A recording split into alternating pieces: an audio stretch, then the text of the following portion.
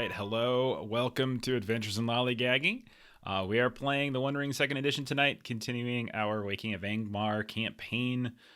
We are midway through a very lengthy journey in our second adventure phase. And we'll kind of summarize a bit about what we just did. But I think, do you guys remember where we ended off? You remember? They don't pay attention. We can at all. See They're like, things. what ring? One ring? No, there's we a lot had of a rings. traumatic day Jeff. yesterday, Jeff. Yeah, okay? that's true. That's true. Last night we finished our year-long Delta Green campaign as we were playing through Impossible Landscapes. No spoilers, but if you today is our post-campaign hangover day. It was a 4-hour episode. That is way longer than we normally run. Like, we'll sometimes go 3 hours long, but most of the time we're like 2.5. But we went 4, and yeah. But the cool thing is that we're playing One Ring today, which is different, and in all your sanity is intact, although shadow points are beginning to accrue. But yeah. And that Impossible Landscapes episode, Snail, it'll be on YouTube on Monday. I'll drop it on Monday. Thank you for the sub, Ron Talks Tabletop. Appreciate it very much. Let's see other things. I don't know what we're gonna be doing on Friday in his place yet. I don't know. Like, I know we want to do our wrap up show because we got some questions and stuff we want to go through. But Derek can't meet next Friday, so we got to figure out whether we want to meet without him or if we want to do something else. But we'll talk about that off air. I have a couple ideas for what we might play in the future. I also have been eyeing more Delta Green for those of you who like our Delta Green stuff. We are going to have more in the channel soon. It might be on a different day, so we're going to kind of work with that a little bit. But we're going to talk about One Ring today. Why don't we do some intros to your characters, and we'll kind of explore from there, right? No one knows about the ring. So Auriniel, Melissa, you're up first. Tell us about your ranger. Yes. So Auriniel is a ranger champion. She got a very cool helm recently. So I've been looking into what all of the different things you can do with the battle. Yes, battle skill. 2d6s extra for battle skills. So I've been looking into all of the cool things that she can do with battle. She had a skinning knife in our first journey, which didn't really get used much. So she switched that out for some snowshoes while we were doing our fellowship phase. So she is prepared for things to come. And I specifically have 3d6s that have been set aside for rerolls just for snowshoe shenanigans. Oh, that's right. I like that it's specified only for snowshoes. It's perfect. That's perfect. Did you, as you were looking into your stuff with battle, did you look into anything about Argaleb the First, who the helm is named after? No, I was looking more into what I can do. No, that's cool. I mean, this isn't a lore-rich role-playing game or anything. Well, there's quite a bit of history that's in the description of the item. It's very helpful. That's fine. No, that's fine. It's fine. No, it's all good. But yeah. Let's see. Who's next? Floyd, tell us about your doomed to die in the mines of Moria dwarf. Yes, he's a treasure hunter, so maybe there's treasure there. So that's what he was going after. What? This is what I mean. Cause I do, man. That's like the OG dwarf hangout, man. Come on. But he does have. He's pretty tanky. He's got some heavy armor, big axe that he likes to carry around. Good at taking out some orcs. Last travel, he's been running into a bunch of dwarves. Yeah. Sometimes he can't understand them. Maybe it's like a dialect thing. When did you not understand a dwarf? That's funny. That's funny. Oh God. Okay, I remember. Okay. Yes. My accent was too thick, apparently. Okay. No, but we ran into Phoebe and Thorvin. They were like running from the south, trying to get to Angmar as well. They were tracking Rotag as well, the orc warband led by some big old monstrous orc named Rotag. So you kind of cross paths with them. Your fates briefly intertwined, and then you tried to recruit you, but you're like, nah, that's cool. And then you guys said, hey, we'll meet you in a couple weeks by that big mountain with the thing. And But we have a plan. Yes, we you have a plan. split a colored piece of tarp that we can hang and signal each other. Yeah. Yes. I look forward to these moments to see what that works. To see if that works. Somebody, out. I really do. somebody in chat was like, we should have been like, all right, we're gonna yodel like this Yeah, at exactly. this Just start time practicing. every day. Let's practice right now. Group session. It was just like yodel call response, like yodel hee who. That'd been great. It'd been great. But I was talking to Long about how his character is actually probably has some plot armor because according to the lore, he doesn't die until he journeys with Balin to retake Khazad-dûm, retake Moria. So spoiler alert, you know how you're going to die now. Actually, you don't know how. I can tell you how, but we'll wait. So jump out of trees and attack things all you want. Wasn't a major character. It wasn't. It was. I mean, there could be. I guess there could be more than one Floy dwarf, but whatever. I mean, you picked it from one of the names, right? Like it was one of the. Yeah, it was a given name. I just chose it. Yeah. Okay, and then finally, we got our hobbits. Our hobbit. We got wee Gilly Kettlegrass. She's our hobbit. She's Bree blood. She's a scholar. She loves to read her books. Dissecting things, taking notes. Maybe she uses like a tendon as like a bookmark. You know, she's a little weird. That's what? What the? I'm kidding. What are you? She makes sketches. Oh my God. god! No, but she likes. She Oh my goodness! And you know, she's cute. I mean, she used to be to me, but now I'm imagining her like with this bloody tendon, like ruining all of her books. No, she would not ruin her books like that. That's fair. I was just being goofy. Yeah. But yeah. And also, you're telling the story of Floy, aren't you? Yes. So she is, transcribing the story of Floy and Co. So Erenial, these dwarves that we met. And hopefully it will be a great epic one day. Hopefully. Eric, I haven't even got my shipping notice yet. I'm so jealous of everybody. Every time I go on Twitter and I look at like wondering stuff, it's just like, hey, look what I just got. Hey, look, and I'm just like, and meanwhile, I'm just sitting here, no shipping notice, no book. You know, that's fine. It's fine. I got the PDFs. To keep me. Every time I see one, I just go, oh no, that's not Jeff. No, it's not. Oh no. Yeah. I know. I'm so sad. I'm so sad. I just should message you each time and be like, Jeff, can you roll sand, please? I don't have it anymore. It's gone. Oh, you're part of misery town with me then, Ron. It's just one of these days. Like I feel like almost everyone has it. Like everyone I know who backed the Kickstarter and stuff has already got theirs. Every single one. Some people have multiple copies. I don't have a single one, but. Yeah, that's just me. That's fine.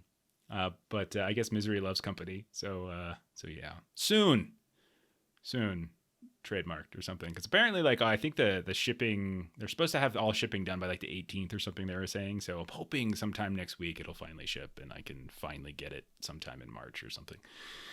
We'll see. Okay, so let's dive in.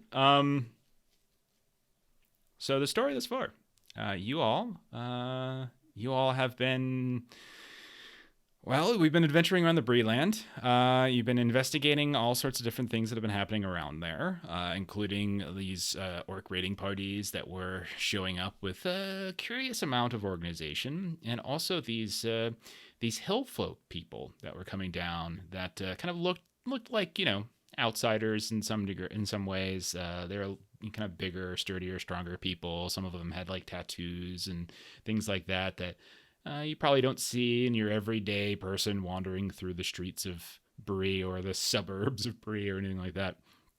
And you all were tasked, or at least volunteered, after hearing from one of your ranger friends, Talendil, and one of your scholar friends, Oswald, and your patron, Balin, that there might be something. The shadow might be growing. Like the enemy might be growing somewhere in Angmar to the north. And so you all have were tasked with kind of journeying there and seeing for yourself, reporting back, seeing what you see, scouting out the enemy, seeing if something is in fact going on there. You all decided that you were going to take a eastward route along the Great East Road, and then eventually, just before the last bridge, you were going to veer north, cutting through the dark hills of Rudour, this place where not many people go anymore, and it sort of has kind of a dark history to it, as it aligned at one point many years ago with Angmar, and kind of a war with some of these other kingdoms that the Bree lands have been built atop. And in the course of that journey, you stopped at the Forsaken Inn. I think Gilly poked a guy who already had an eye injury in the eye or something like that. That didn't go well. Poor Buckles. I think one of you befriended Ruddy and Bev, who were like these con artist people.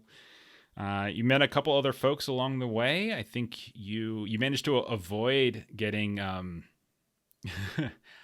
well, look who comes crawling into the Twitch chat. It's Chuck. Don't you got some Kingdom Death Monster to play with your real friends? You just go have fun. Whoa. Sorry. This is just like 50 minutes of me. all the things that Jeff is jealous about today. I know. People playing Kingdom Death in person. I'm so jealous of everybody. People with One Ring books in hand. Yeah. Everyone's getting One Ring books. Stop, playing you're gonna Kingdom make Death my Monster makeup with run. real friends, and I just can't do any of it.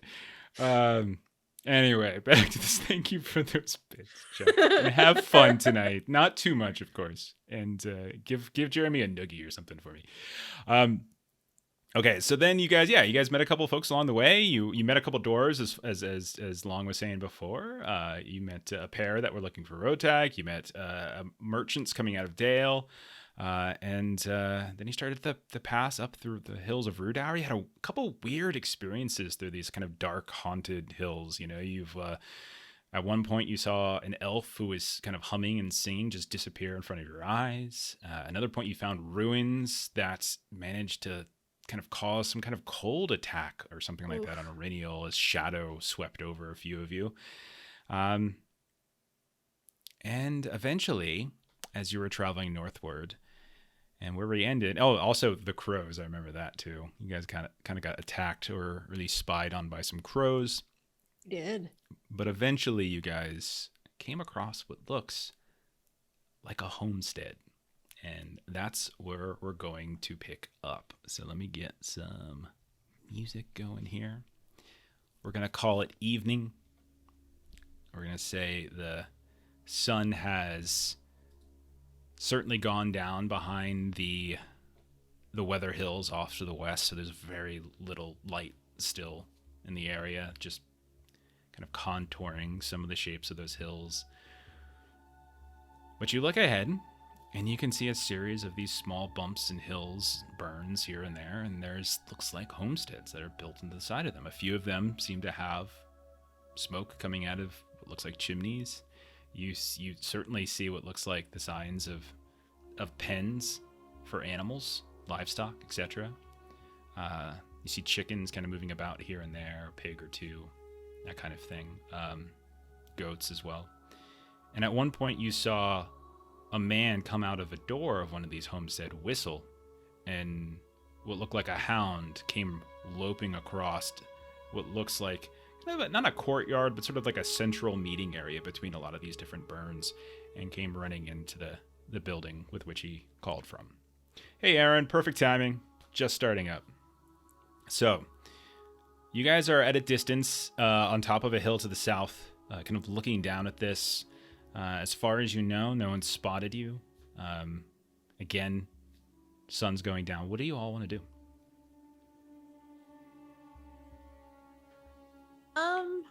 Probably observe them for a little bit, right? What do you guys think? Observe them how? They're inside. So the gentleman went back inside the house. Yeah. No, you just, again, this is just your first sight of it. You can get closer, you can look around it. I mean, there's lots of things you could potentially do, but like, Yeah. That was just the first thing you saw as you came up. Sure. We can do a once around, kind of around the property, see what else there is. Maybe go say hello. Okay. Are you trying to do this, shall we say, stealthily? Are you trying to do, what are we doing? Are you trying to be brash about it? I would say stealthy. I don't think we want to give these folks cause for concern. Okay, how about we do this, since we're both kind of trying to move quietly and stealthily, but we're also trying to observe. Why isn't one of you roll for the stealth? One of you roll for an awareness for looking, and then the third person, you can help one of the other two if you prefer. So, who wants to lead the way as you're stealthing? Yeah, I'll do this stuff.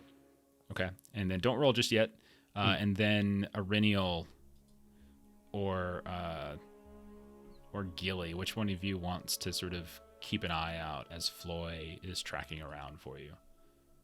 Renio can do awareness.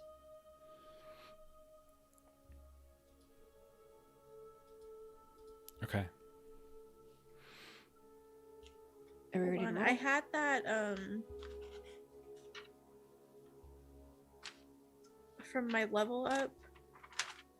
Try to find it. Okay, go ahead and look. While we're doing that, I totally forgot. Melissa, you were supposed to remind me, Melissa. I wanted to show this piece of art. Yeah, sorry, I just messaged you about it. There it is. Look at this. Look at this. So I think, are you in the chat, Nerd? Yeah. Yep. Yes, you are. There you go. So take a look at this thing. This thing is amazing. So this is this little piece of artwork we got this week from one of our friends over in Garblag channel, and we got you can kind of see all three of our characters on top of the cliff, kind of staring off in this sort of direction towards Angmar. This is so freaking cool. You got you can see on the very left, you can see the dwarf with the shield. You can see Arinial, who's the only person who's at all tall, and there's Gilly waving at Sauron, the image of Sauron on the horizon in the dark hills of Angmar. It's so freaking cool. You are amazing at what you do, Naren Zeka. Yep. Oh, it's amazing. Running Critter on Twitter, if you want to check them out there. Oh, it's so good.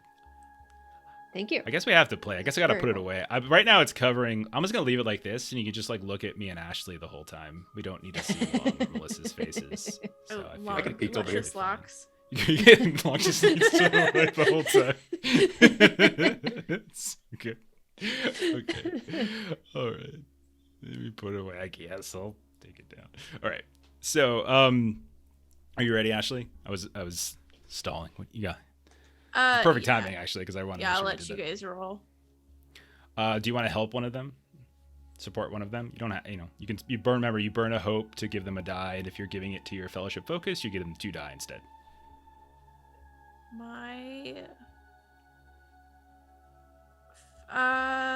Floyd's doing stealth, right? Yes. Yeah, I'll burn a hope to help Floyd. Okay. So you take get 2 2 extra die. d6. Yeah, and then Arinial, go ahead if you want to do the awareness test. All right, both you go ahead and roll those. We'll see how it goes. Oh, that's awful. That's not. Great success. Okay. All right. So you're very, Floyd does a really good job of making sure you're there's a handful of trees here and there. Again, these are kind of really peculiar trees in the sense that they don't seem to have a lot of foliage on them. They seem very dark and twisted, and they kind of give a very sort of haunted look to the area in a way. It's somber even, right? And as the sun goes down, mist begins to form here and there, kind of wafts through some of the valley. But you do a good job of kind of using that to obscure your sight, and make sure that no one really sees you. At a certain point, you can see that a fire is started up in the center of this small little community here of a handful of homesteads, a little bonfire in the center. And you can see that a few folks come out. But because you failed your roll, you don't really get anything too more specific than that. In terms of basic counting, like at least a handful of folks, maybe 3, 4, 5. Some of which I'll say in the firelight certainly look similar in just terms of stature and clothing, even to some of the folks that you encountered when you were back in the Bree lands by Oswald Breaker's home. But nothing too specific, unfortunately. So not all hill folk are like evil like that, right? Most people don't really know. They're kind of, I mean, if you listen to what Oswald Breaker said, like a lot of them were just sort of driven out, and who knows where they went. And that was like more than 1,000 years ago that this all happened. Like the Angmar War and stuff that he had referenced when he was kind of filling you guys in on some of the lore. That was 1,000+ years ago. That kind of stuff happened, right? And the breaking of Arnor and the Battle of Rudauer and Angmar versus Arthedain and Cardolan and stuff like that happens so long ago. And from at least history, at least the lore that managed to get passed down, like they were driven out. But yeah, now there's people in these areas, which most people have thought were kind of desolate. Even rangers don't really tread through these grounds too frequently. So you don't really know. It's kind of an unknown. And Aurenia will say, I mean, there's a lot of folks that get a bad reputation, but they're actually just fine people. So we might want to just venture over, have a conversation, see what they've seen going on in their backyard here. You might have some. Yeah, maybe they'll allow us to have a night's rest nearby. With that, I'll just go up, let them know our presence.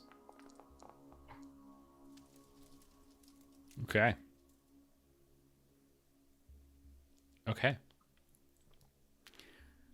So Floy, you start descending down the side of the hill. I'm assuming Aurenial and Gilly are following? Yes. Okay. So the two of you follow along. And as you get fairly much closer, almost like within the ring of light from this fire at the center, you start to see like kind of shadows sort of moving about here and there. And you're going to lose track of some of the people that were either sitting or milling about or stoking the fire or whatever it might be.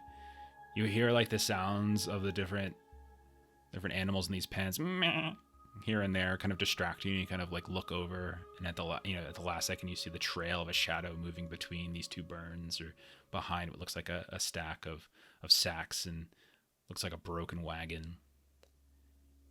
And as you get really close, you realize that there's only one person now left, kind of sitting on what looks like some kind of log by the fire. It looks like a man, probably middle-aged. You can see he's got a beard with some small kind of braids in it here and there. He has some kind of inking kind of going down the right side of his face. And you can see that in front of him, he has like this kind of crude axe. It doesn't look as kind of impressive as your weaponry, but you're not sure if this is like a woodsman's axe or not, but he seems to be trying to sharpen it here and there, and he's kind of got his legs like spread wide in this kind of man-spreading position as he's doing so. And he's like right on the opposite side of the fire as you come up, but he's not looking at you, he's looking down at the axe. Important question. Has that dog reappeared? You do not see it. Since you're closer, I mean, I'll let you redo an awareness if you want. Okay. Success. 17. Okay. You don't see the dog, but as you're kind of getting a little bit closer, you hear the crunch of your feet, your boots, as you're kind of stepping even closer to the fire now. You hear what sounds like footsteps behind you, crunching around in sort of the dry grass. And you look back really quickly, and at the last second, you just see like a shadow kind of moving this way and that. And that's when the voice of the man by the fire speaks up, still not looking at you guys, like looking just down at his axe, and he's just like, "That will be enough. No further, unless you want to not live any longer." Just Freeze mid-step. We come in peace. Do you? Is that why you have been stalking around our homes for the past hour? We're just cautious ourselves. Don't know what's out there. If you are peaceful people, then why should you be worried? Because we've been tracking other people that are not at all peaceful. What are these other people you are looking for? We're after an orc named Rotag. Well then, rejoice, dwarf. There are no orcs within our homes. Whoosh. Just like the whole time. And then at a certain point, he just stops, drops like this whetstone on the ground, and he stands up, puts the axe over his shoulder, and he probably is a good, 6'5", 6'6", really big guy. He's almost above, and like you can see his face above like the flickering fire at this point, shadows kind of dancing around. He's got this, it's kind of an intimidating look, and you hear him whistle. And coming from all these different directions, you can see these shadows just start to encroach upon your position. And they've got like hoods up over their heads, and they're holding these bows. These fairly crude hunting bows. You can tell they're not long bows or anything of too great of make, but they're holding all of them, pulled back, arrows pointed in your direction. What brings you all into our camp, and why should we not do away with you now? You say you look for orc. Clearly we are not orc. You could have seen that from your skulking. Yet you chose to come in here nonetheless. Well, we were under the impression that no one really lived out here, so we were surprised to see a full community of people. So we weren't sure if we would be welcome, and you seemed friendly enough, perhaps, that we thought we would come and introduce ourselves. And perhaps you might have seen something that could give us some information, perhaps, as to the movements of those we are seeking. As I said, we have not seen orc. Perhaps not orcs, but has there been an increase of activity in this area? Whispers within the woods? Perhaps trolls? Trolls? No. There An are no encroaching trolls here. darkness? Kind of looks at you like you. It's like he's confused as to what exactly you are. He's kind of like looking at you. He's like, child, darkness. I'm a speak of-" hobbit. I am an adult. My name is Gilly Kettlegrass. It's a pleasure to meet you. You You can- are very, very tall, sir.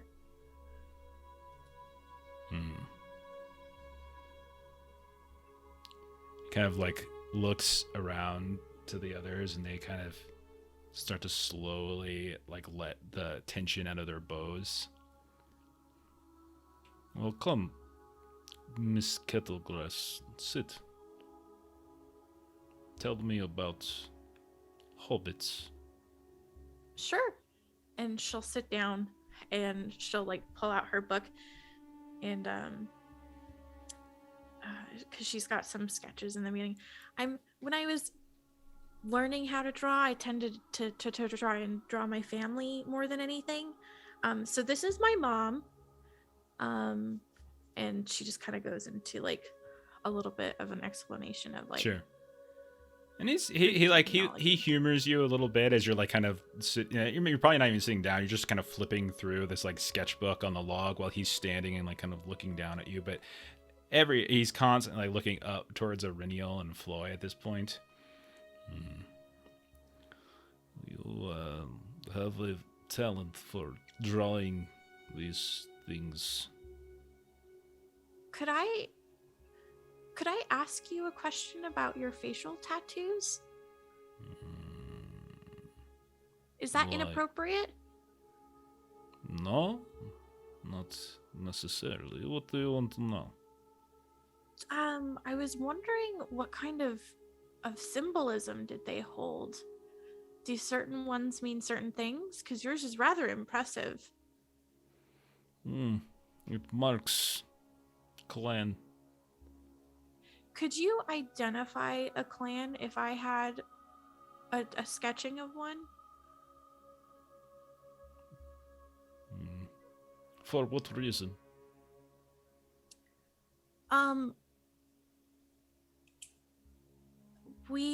There was a clan that happened to attack one of the men in our town, and they took some of his goods to this orc that we're looking for.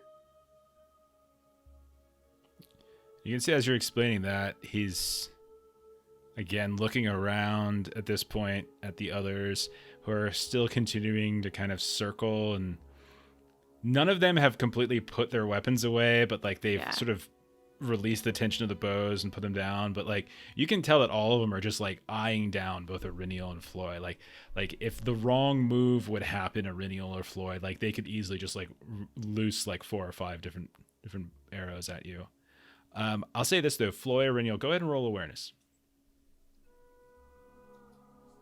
I am not intimidating in my small stature. No. You guys are often too quick to roll in One Ring. Like, remember, you have so many things that you can tap into, hope, fellowship, all that kind of stuff. So, like, always like kind of go through the thing in your mind before you just toss the rolls out, because sometimes it might be helpful to do that. But once the roll happens, it's over. We're rolling so badly. Yeah, you don't really notice anything other than what I've said. Could I do an awareness roll? No, you wouldn't see it. You're busy talking to him. You're accusing my people of attacking you. Was that what you not said? your people here. But I guess not every hobbit is a great hobbit. So just because 1 or 2 may have done something, I'm not saying all of you are bad. Am I saying that? Does that? I understand you. Yeah. Show me the symbol. And she'll flip to the page and she'll show him the symbol. And you can see like his face just sort of winces.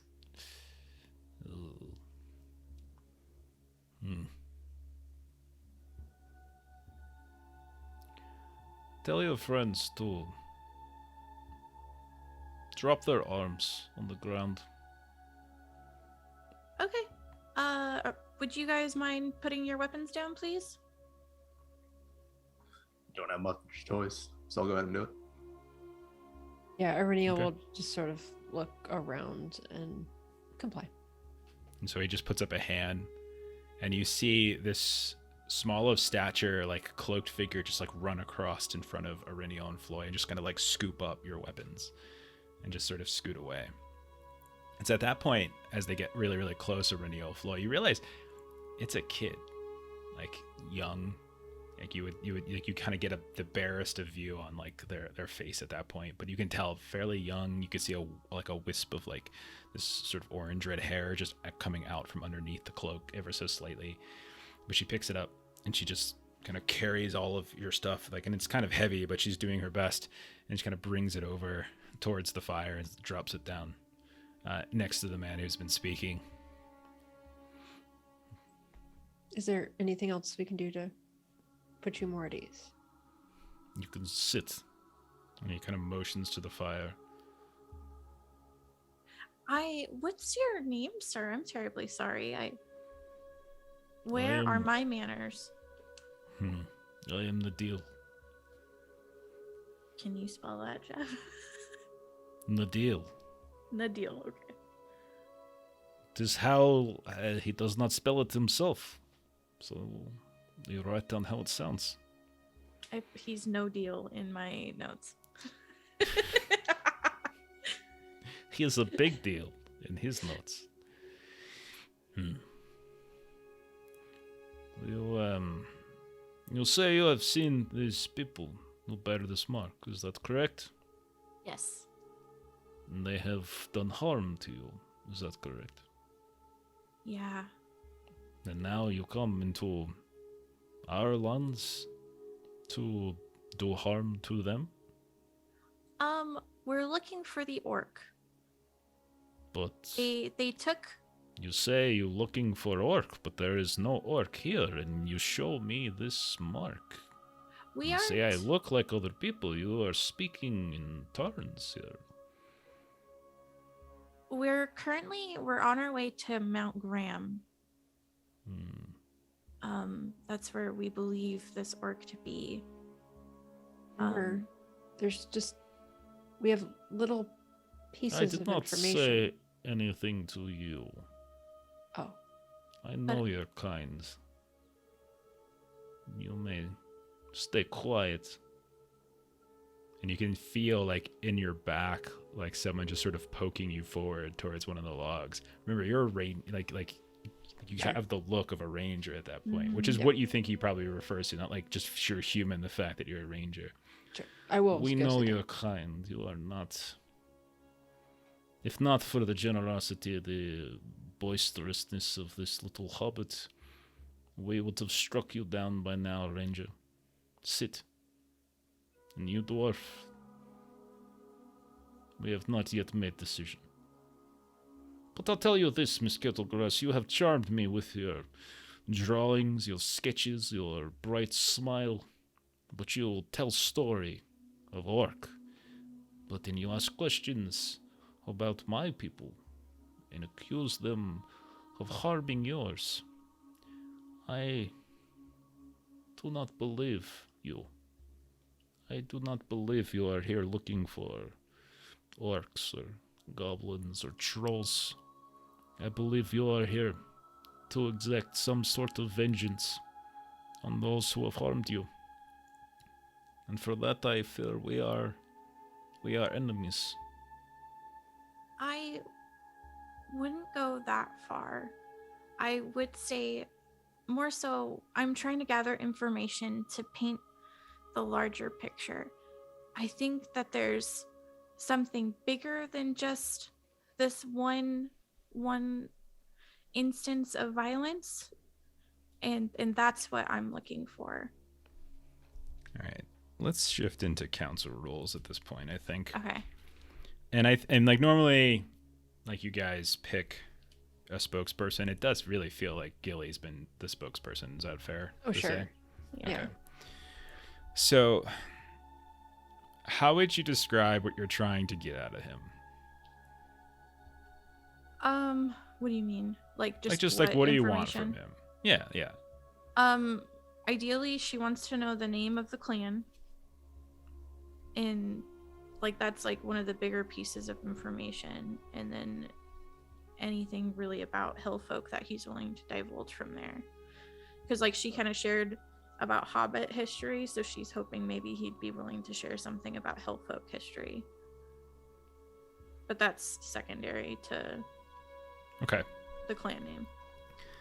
I'm going to set this at resistance 9, as this is a fairly dangerous request, and it looks like you're getting a lot more from it than they are, and you're essentially asking them to turn coat on one of their kind, which could be dangerous for them for no real benefit. So that seems like this might be in the 9's step. Is that fair? Does that make sense, that logic? Yeah. Would you Okay. guys want to change the question to anything, or do you agree that that's what? Don't worry about it. I mean, that's fine. I mean, we still got to set time limit and stuff. Like, Yeah, I I think think so. it's okay. Yeah. All right. So then, you're our spokesperson. Okay. So you've done a decent job thus far of kind of calming him. He seems genuinely intrigued by you, and you're showing like you've worked your charms thus far. But how about we set it up with a roll at this point? So, Okay. let's do our introduction roll. This can be, I mean, common things are like awe, courtesy, or riddle. Courtesy probably.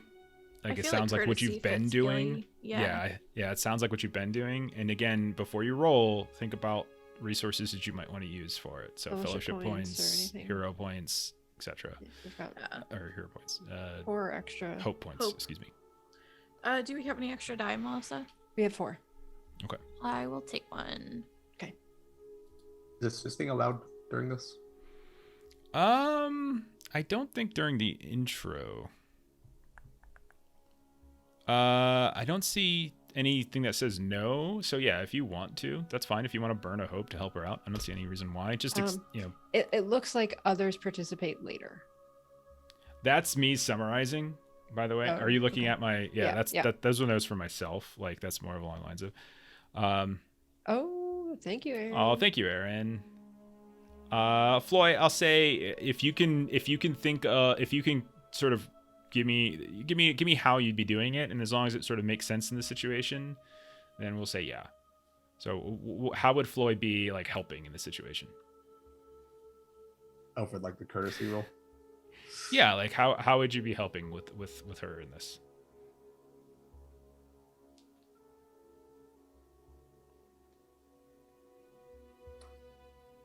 It doesn't have to be courtesy, by the way. I'm just saying, how would Floy? Just don't worry about skills. Just tell me just tell me how would Floy in the scene be helping with like just sort of smoothing the intro into this negotiation that we're about to undergo.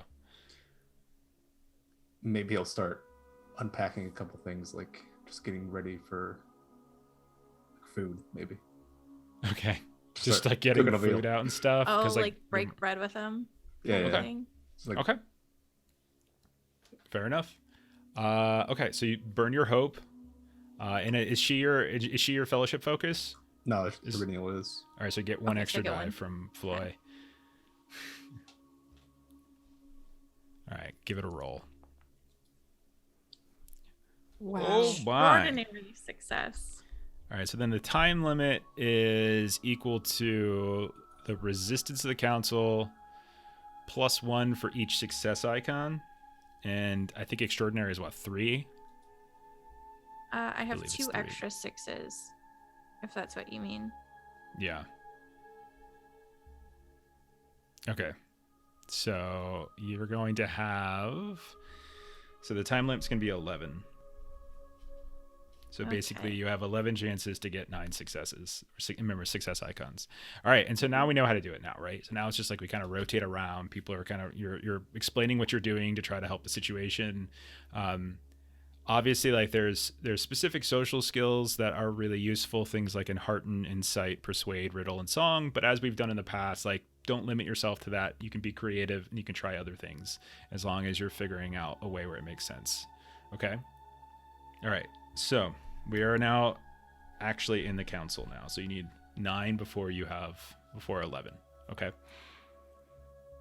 Who would like to try to go first? As he's now very like concerned as you're trying to get information out of him about other people that, you know, his people, his folk, and you've accused them of doing harm, and in his mind that means vengeance, and you've come up with this story about orcs, and he hasn't seen orcs, and he's somewhat suspicious he's very concerned and suspicious of like what you've been saying. Like at the same time, they had you dead to rights if they wanted, because unfortunately Irinial had a 9 on her awareness roll when she approached. So how do you want to go about kind of earning their trust here? I think Gilly will point out to begin with that if she was after vengeance, then would we really have approached you like this to speak with you civilly? Mm-hmm. Okay. Kind of like I'm thinking like an enhearten roll. Okay. Yeah, you guys tell me what skill you want to roll, and as long as it makes remote sense, like I'm cool with it. Cool. And again, think about, before you roll it, think about the resources that you might Oh, want to spend. I'm on it. I am Okay. spending one of our fellowship so I can make this favored. All right, fellowship's down to 5. Hey, Diesel Shot, how's it going? And yeah, too old to Twitch. Redheaded kid. You know, there's a kid here too, and there's other people with hoods on as well that have, like, have their bows out, kind of covering or obscuring their face in some way. And I'll say at this point, you do notice that there are a total, like, this doesn't require a observation anymore. There are a total of 5. And other than Nadil, only one of them seems as like fairly big. A couple others are also, like, only one of them seems to, like, kind of match Nadil's height. There's 2 others that are fairly tall as well, and then there's 2 more that are much smaller. Okay. I am also going to spend 1 hope to use my distinctive feature True Hearted to get 2 bonus die. Perfect. That sounds perfect. All right, roll it when you're ready. I ripped it. Extraordinary success, Jeff. Yay! Okay, so that'll 1, 2. That's a great start. So that should be 1 for the success, and then 2 for your additional 6s on your success die. So I think that's 3 that just went towards the resistance. So I'm tallying that up. Sweet. So what do you say? She just kind of points out, you know, we approached you without violence, not because we were seeking retribution. And if we thought all hill folk were bad hill folk, don't you think that's how we would have gone about it? You see, it's just sort of like strokes the beard, and he's like, perhaps, but we did see you skulking in the shadows along the ridgeline there. You've been spying us for some time, but we have been observing you as well. If you were so honest and open, perhaps you should have come down initially instead of trying to make a tactical assessment of our strength. Clearly we outnumbered you as well. Perhaps that is the only reason why you did approach peacefully. Perhaps if we numbered fewer, we would be having a far different engagement right now.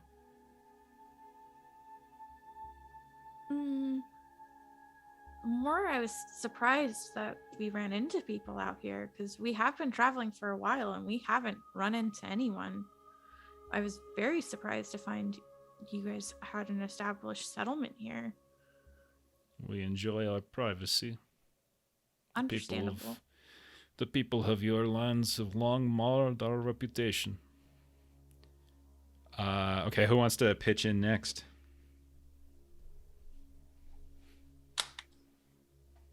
Let's see. Trying to see if I could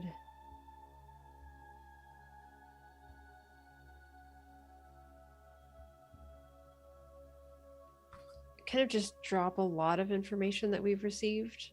So, you know, kind of almost just kind of bringing you up to speed on how there's been, like, the attacks on sort of the livestock and like all of the different things that have been going on, just to kind of show that this has sort of been like a broad ranging, you know, kind of thing where there's a lot of different rumors and a lot of different things going on, and so we're trying to gather Piece information it together.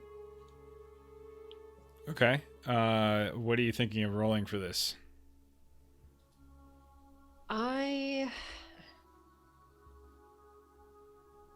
mean, it sounds like maybe a persuade. Yeah, that's not something I'm at all good at. I was hoping for... You could say riddle, perhaps, if you have that, like trying to like link things together.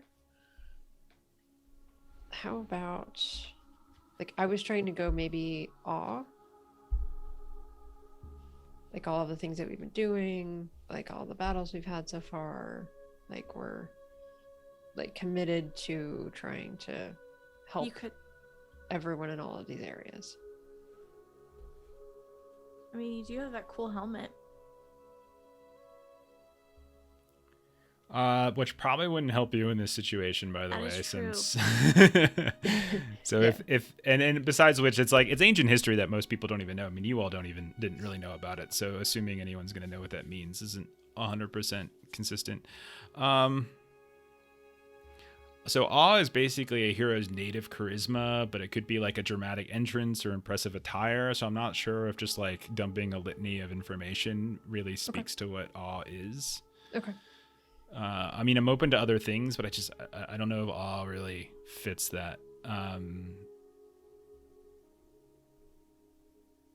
It also, I mean, you could say it's, I mean, lore maybe even, like as you're trying to like drop, but it's really just like local information. I don't know. It feels like persuade to me because it feels like it's reasoning. It feels like you're just trying to reason with him with the information you have. It sounds like persuade.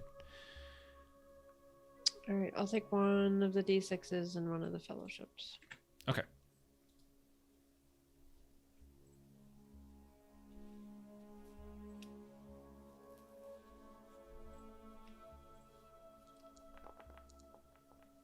Hey, great success. There you go. Well, look at that.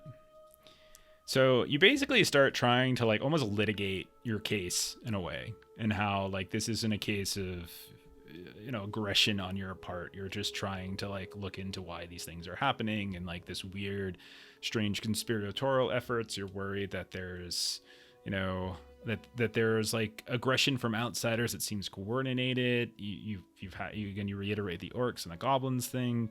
And that does seem to have like a bit of an effect. So we're up to 5 successes already, by the way. Yay! With your 2 from that. And he says, "I can appreciate your concern to protect your people. I understand that very well. It is in fact what I am doing here.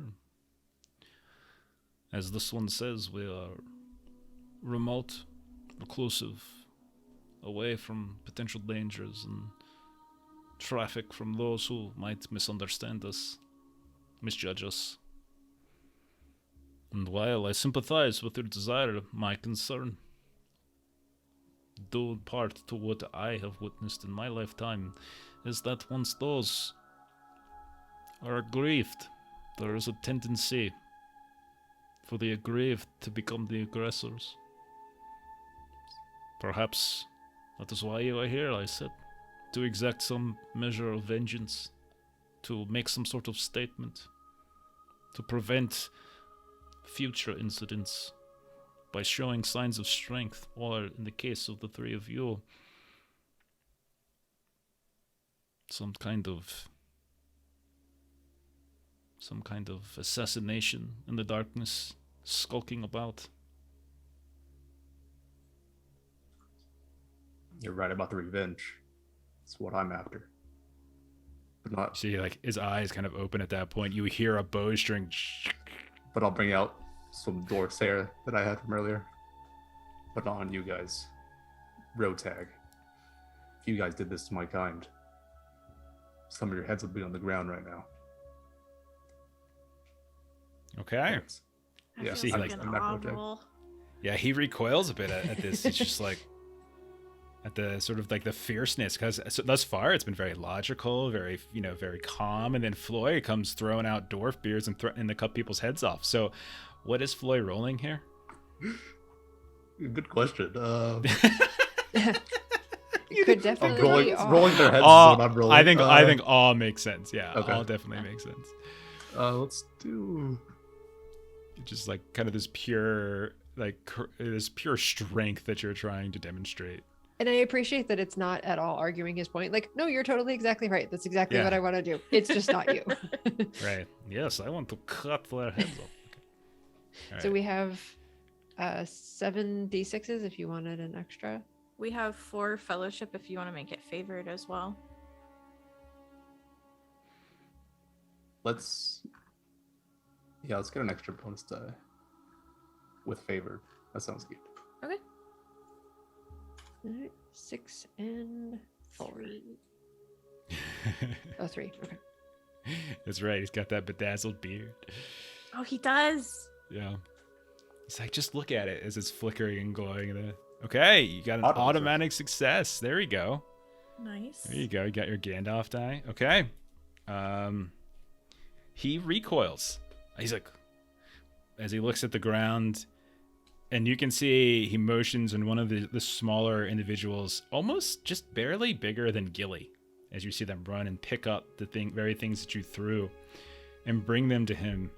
And Gilly, you're really close to him. You're on the opposite side of this bonfire. You can kind of see like a kind of a small like twinge of sort of pride. And you like look down and you can see that there's a bit of a familial resemblance here, like between this little, what now you know is a child, probably no more than 7 or so, something like that. Kind of reaches up, kind of hands it, and like little grin comes on the kid's face, and then he just sort of kind of ruffles their head and just kind of shoves them off, but kind of in an affectionate kind of way, not in a very mean way, but like kid, quit it, now's not the time, go. And he's like, kind of takes a look at this and is like, finally a bit of honesty amongst the 3. I was wondering if blood pumped through the 2 of these. Reason, logic, finally the fiery of emotion. Of course it would come from the dwarf. Revenge. Yes, I had the right of it. I suspected as much. One does not travel from your lands to mine for simple reasons of curiosity. They are driven by more primal things. Yes. But again, I tell you, we have not seen these orcs of which you speak.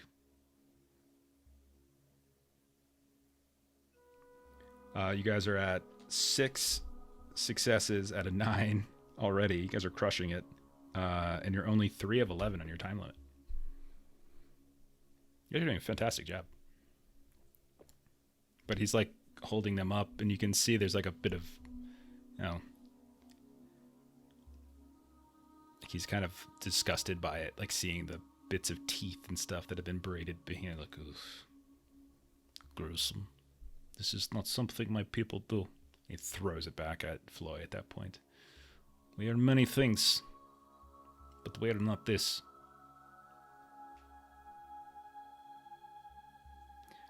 Okay, so 6 and 9. Who's next?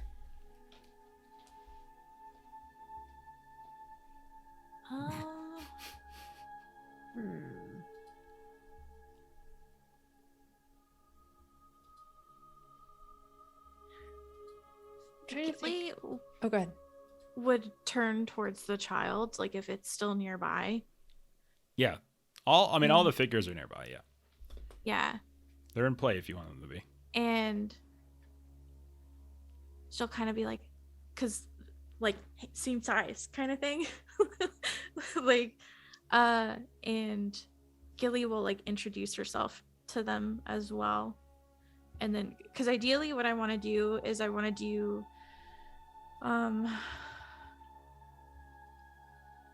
kind of like a way to like endear me with this kid. So like either maybe that's not appropriate to do in the middle of a council. Whatever you like.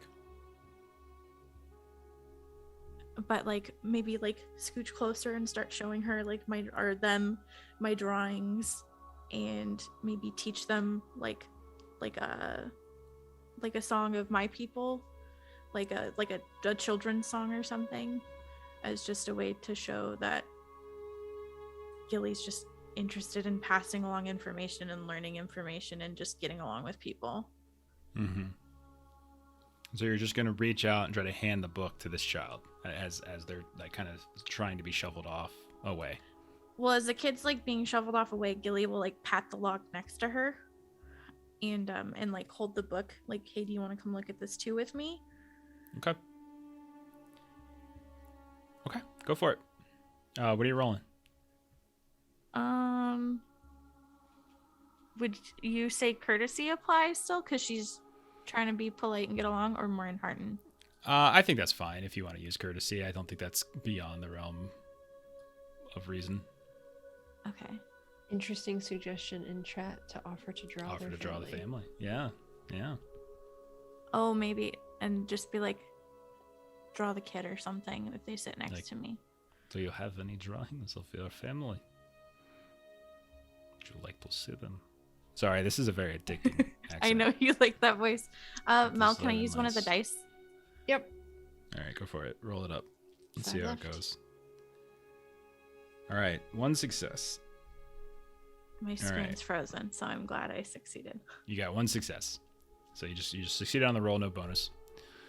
And so you hear kind of a little bit of a sneer, and like you can tell that the guy standing next to you, this Nadil, he kind of stiffens a bit as you reach out to sort of talk to this kid, presumably his kid, without having established a rapport yet, really. Yeah. But when you kind of pat the log, and the kid kind of sort of very carefully steps closer, but doesn't sit down. But you start kind of flipping through the book, showing some of the pictures that you've drawn. Do you Like, you kinda- do you want me to draw you? And the kid just kind of looks up at Nadil, and Nadil looks down. And you can see like there's a stern look on Nadil's face, and then finally he just kind of relents and he just nods. Doesn't smile or anything, but just nods. And Gilly just starts sketching this kid as the hood is pulled back. And you can see there's a kid, a boy of maybe 6, 7, maybe 8, hard to really tell. Really kind of dirty, messy hair that's been mushed around because of the hood itself. A couple freckles here and there, like what looks like like blonde, like a kind of a blondish hair, a little bit of like an auburn color to it as well. And he gives you kind of this toothy grin as you start to sketch him out. Okay, you guys are 7 of 9, and you got plenty of time. So who's next? So Aurelio would like to do an enhearten roll. And so essentially kind of following off of Gilly, Gilly was kind of going on the idea of kind of family and how important family is. Mm-hmm. And so kind of what Aurelio wants to focus on is the idea of family is clearly very important to him. And the reason we're here puts his family at risk. Okay, that's good. And It's- enhearten in the sense that you're trying to like assure him that you mean no harm to his family, right? Yeah, and essentially, because I'm kind of looking at kind of the skill definition, like urging them to act on the matter at hand. Right. Yeah, I see where you're going with it. Yeah, for sure. So that puts us fellowship down to 2. That's a good and I'll idea. grab one of these to 4. How are you guys gonna heal your hope at the end? Oh Uh, no, We're ripping am I through fellowship baiting today. this stuff out left and right? Yeah, I am. Gonna get me some shadow scars. This is the easy part of tonight. Oh, no. All of that. Wait, did it do that? Yeah, it did. As you start to talk about his family, like super directly, like whereas Gilly was a little bit more passive about it and kind of approached it from an indirect angle.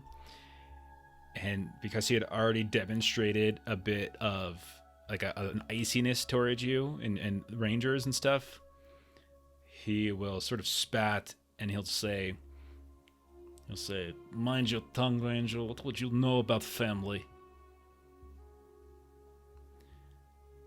Floy, you got anything? Hmm. Oh no. So a little more towards my expertise. Maybe I think we saw that like crude weaponry when we came up. So maybe I can Yeah. like offer some tips of advice to whoever's nearby, like do this, and maybe their arrows will become more sharper, refined. Their axes more refined.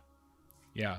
You hear kind of like the drawstrings and stuff behind you. You kind of peek over your shoulder, and you see that the hunting bows themselves, they're crudely made, they're homemade, they're not like made by what you would imagine is a very expert craftsman. But you can see that there's like, as you look back, you can see there's a woman's face like underneath this hood. Middle age or so, might be his wife. You might piece it together, and she's got the bow kind of pulled at this point. But you can tell like the longer she holds this thing, the more likely it's going to snap. Right? It's you're not really sure. So yeah, go ahead and roll.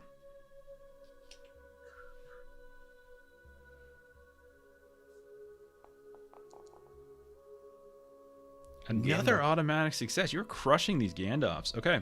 You guys Nice are at job. 8 of 9, and time limit's at 6 of 11.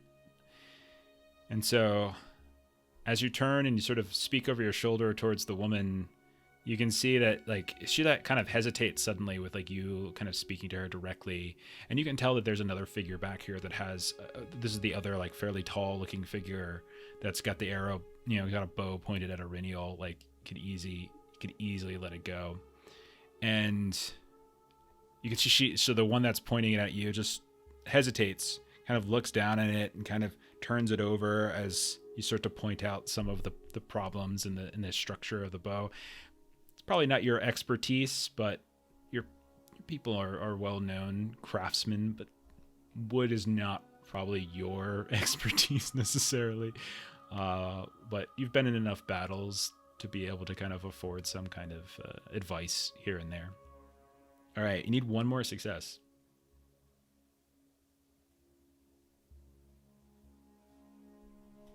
Who would like to tackle it? Who is going to be the hero? I think all of you have gone twice, so any one of you can just finish this off now. It's just a simple one success. Just gotta roll a Gandalf. Which is terrifying.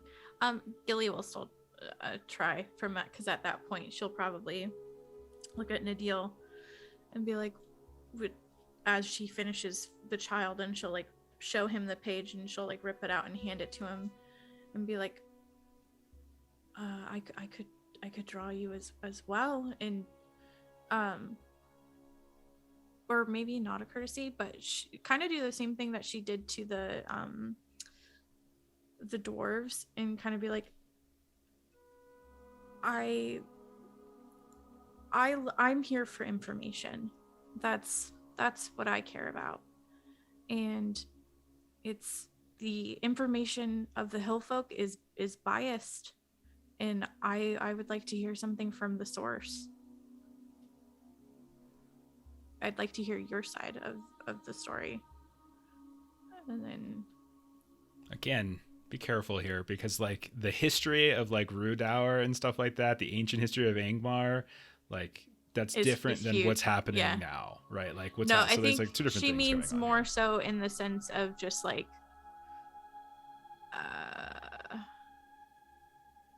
I don't know, their day to day, or maybe I don't know. Do you guys have ideas? The only other idea that I had is to see if there's anybody that seems to have any type of like injury. Like, do I see anybody? Oh, that I don't want to seems- heal anybody again. I have 3 in it, so I'm trying to think of something that like I have 3 in that would Okay. increase my chance of being successful. Yeah, you do notice that the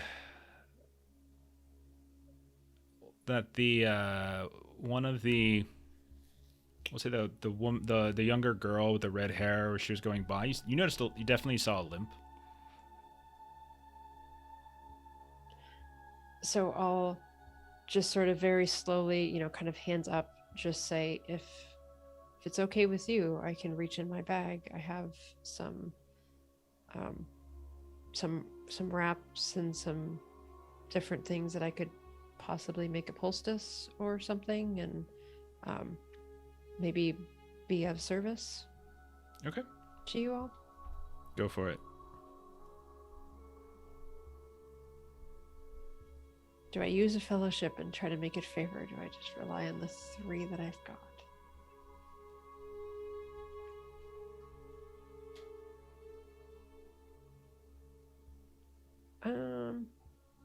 All right, I'll go with the 3 that I've got. Okay.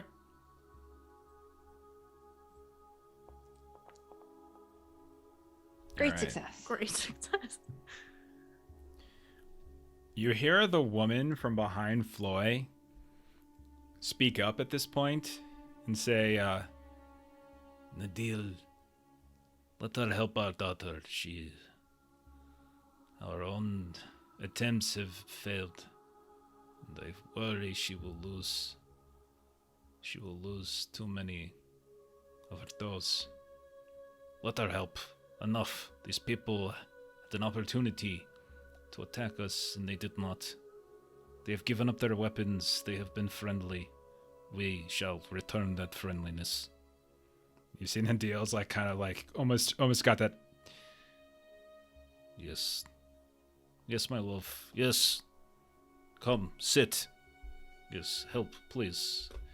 And he kind of looks over towards Auriniel. You can tell he's still got kind of like a bit of a sour look. Salden, sweetie, come here. She will help you. Show her what you have done. And he kind of explains how recently she was kind of off, kind of picking blueberries and things like that in a nearby bog, and she steps on something beneath as some of the peat kind of gave way, and something stabbed the bottom of her foot, and as you pull like the shoe off and you kind of unwrap everything, it's got this it's like it's clearly infected, and they've looked like they've tried to put some sort of patches and things on it, but it hasn't quite been working out. And as you start to mess around with it, bits and pieces here and there, like she's wincing left and right. At this point, everyone starts to lower their weapons, except for the one tall figure that's behind Auriniel, and you hear him kind of shout out in kind of a broken language, but you can tell he says, "This is a mistake. We should kill them now before she comes." And Nadil is like, "Put your weapon down. Barrack, put it down." And then slowly, like the weapon kind of goes down, and you hear like a hiss and then a spat, and then the guy who is pointing it at Auriniel just kind of storms off into the shadows at that point. But they invite you all like to the fire, and they kind of introduce themselves, like, "I am Nadil, this is Una." So he spoke to the woman who kind of stopped this all. "My daughter, Solden. This here is one of my two sons. This is Leo." And then this other kind of older woman comes out. "This is our friend, Reza. And that is all that there's currently in the area here." And you can tell, like, of all of them, like, really the only three that look like fighters are, the husband and wife, and then the guy who stormed off.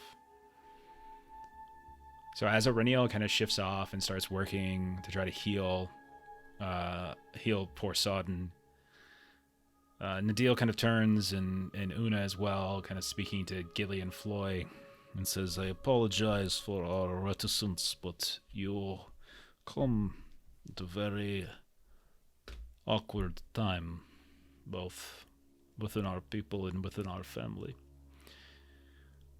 Our eldest son has run off, and we fear he might be lost to us. But you care not about that. You had questions, and we have said we will answer, and I will answer some. The woman you look for is named Lodi. She and her clan are very strong. In fact, she has been building her war party for quite some time. She's been unifying smaller groups. This is how we live. We live nomadically for the most part. Some, like my family, we try to make steadings like this one. We try to have a life, but the hills of this place are not hospitable, not like the greenery of your lands.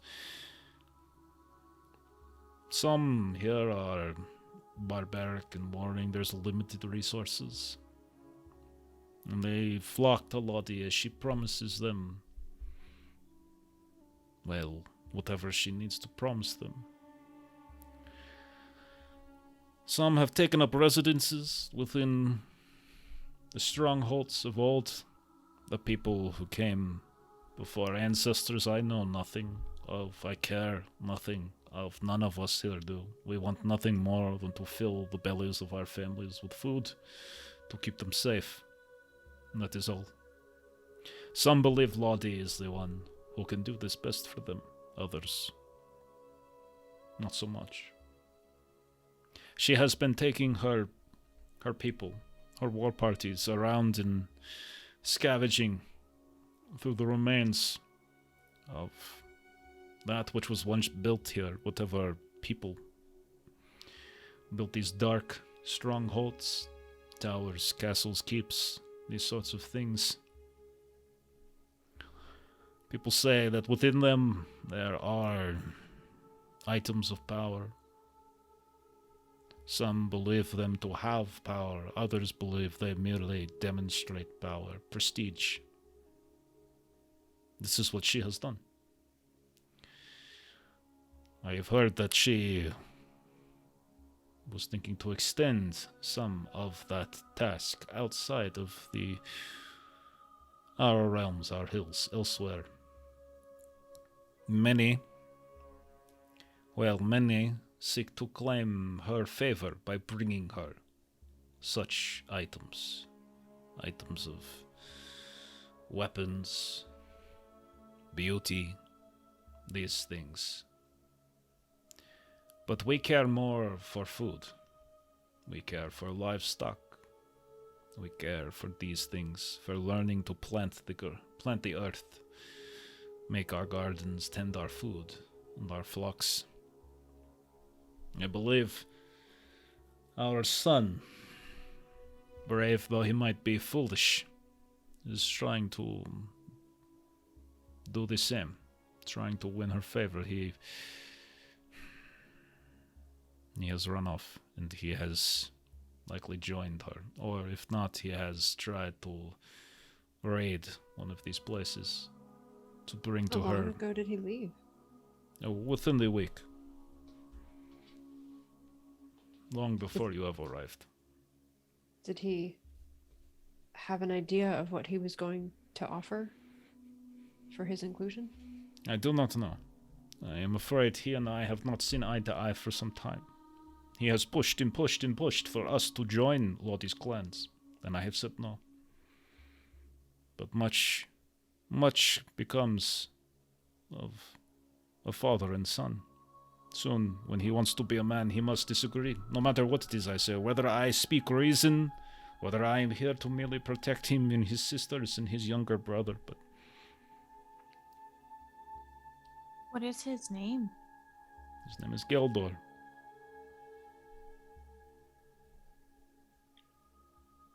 He is merely 16. Is his tattoo similar to yours? Yes, I have told you this. These indicate Their clan. family and clan. Okay.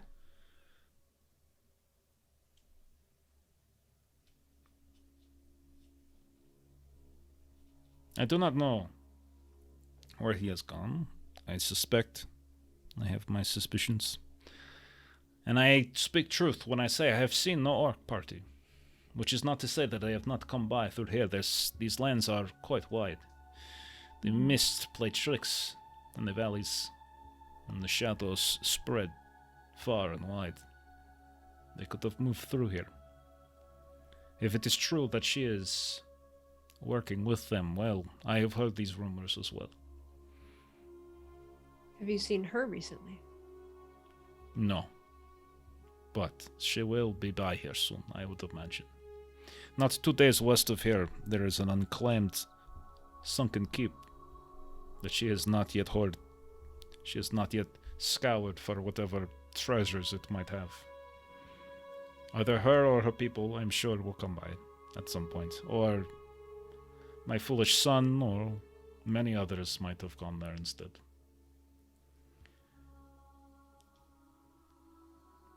She does not live near here, far to the north. I hesitate to give you too much information. Information that can be tracked back to me. Not everyone within this family sees eye to eye. Our friend, Barrick, my sister's brother, who is no longer with us, he would have killed you.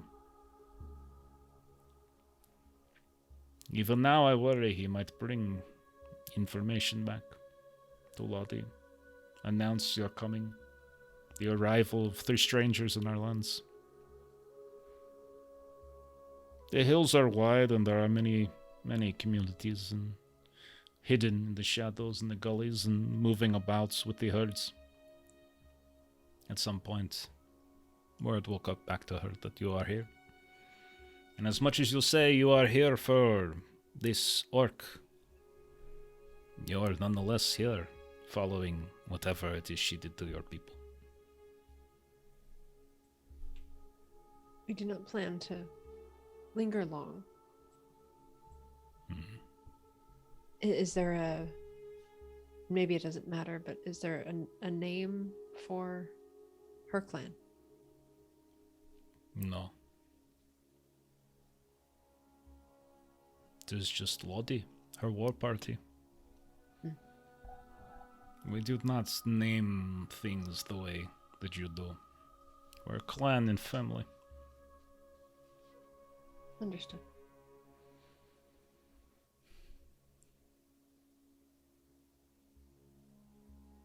Irenia will look over to Floy.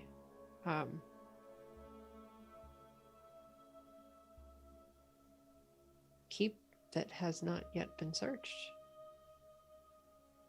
Sounds great, but if Lottie and her gang is there, it's not what we're really after yet. It could be a sign of good faith if we could venture out and try to locate Geldor. We have priorities. All these sidetracking. We don't get off mark. I think that's why we came, though, is to gather information and see what we can see. If we go in with no plan, that's likely going to have a poorly favored outcome. The more information we can gather, the more...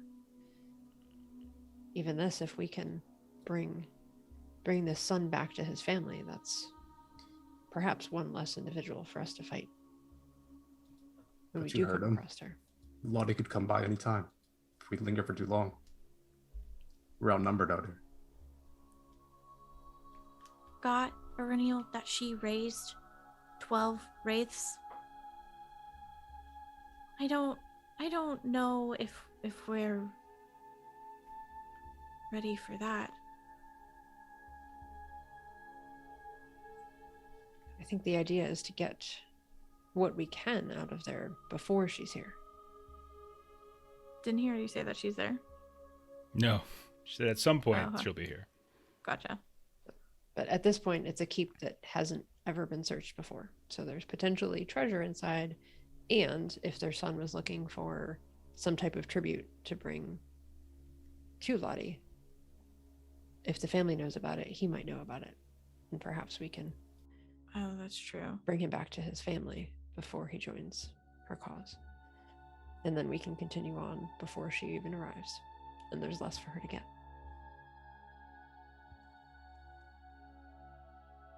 How do we even know what she's after? Oh, talking to Gildor, never mind.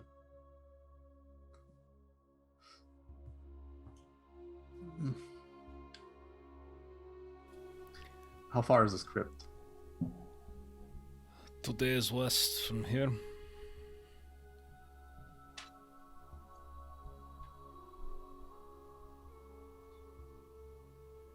I fear if we head there, we're gonna encounter her.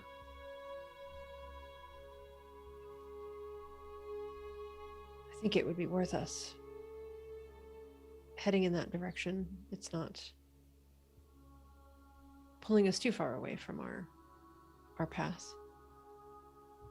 If we come upon it and see that it's already overrun, we don't have to continue. And if we arrive there and it's overrun, we waste 2 days. I think then we just keep going north.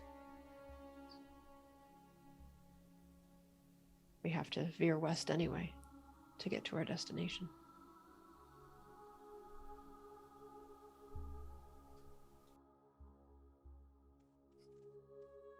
And Irenaeus will turn back to Nadil and ask, have you ventured in that direction in your search for Geldor? I have not searched for him.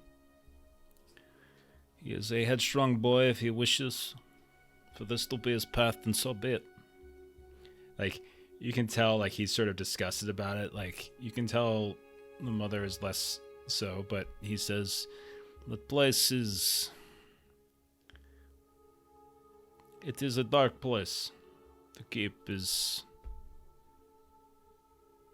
at the bottom of a valley that is being overtaken by bog, dark pools, water.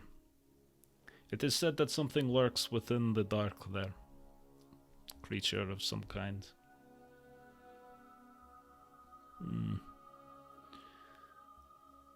It is not a place that we go very frequently, as you might imagine.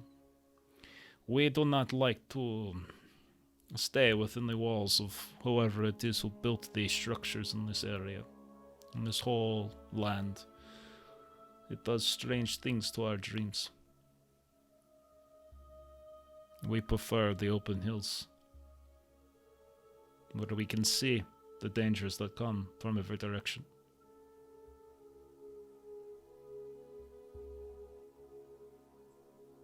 We have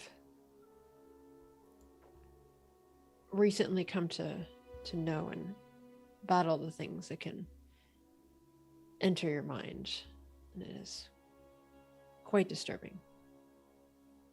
But yes, I have heard that Lottie is obsessed with the magic of old, with artifacts of elvish make. She has a fascination with those beings, and she uses this to mesmerize, to fool the people who follow her, to thinking that she is more than she really is, which is just a barbarian, nothing more. Tricks and things she uses to enhance. Maybe I am wrong. Maybe they have power, maybe they do not. But the more things that might have power that we can keep out of her hands, the better for our cause. Whatever you wish. I have done my part. I have told you what I know. I shall put my children to bed now. Good night. You may stay here by the fire. If any of you come within the domicile, our peace is off. Do you understand? Yes. Thank you. he gets up and he kind of grabs his kids and he ushers them over, brings them home. Like, you've made some progress on cleaning up the young girl's injury, but we'll see how it looks in the morning. Irene will return to Gillian Floy and say, and she's kind of touching, the helm. Just say things like this should not reach her hands or anyone else. If we have an opportunity to clear this place out that can both benefit us and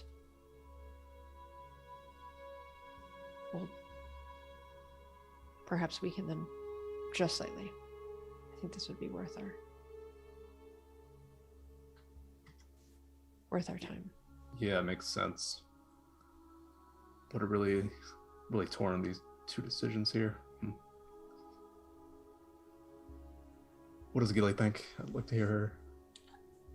I mean, I know that killing Rotag is a priority of ours, and we do have time to keep if we're going to try and reach the elves. That's 2 more days.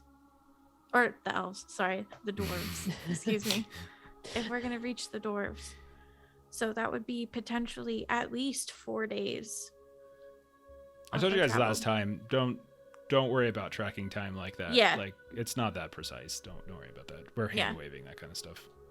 But but I do agree with Aurenial that this is a really great opportunity. Lottie is the larger picture. At least that's what I think.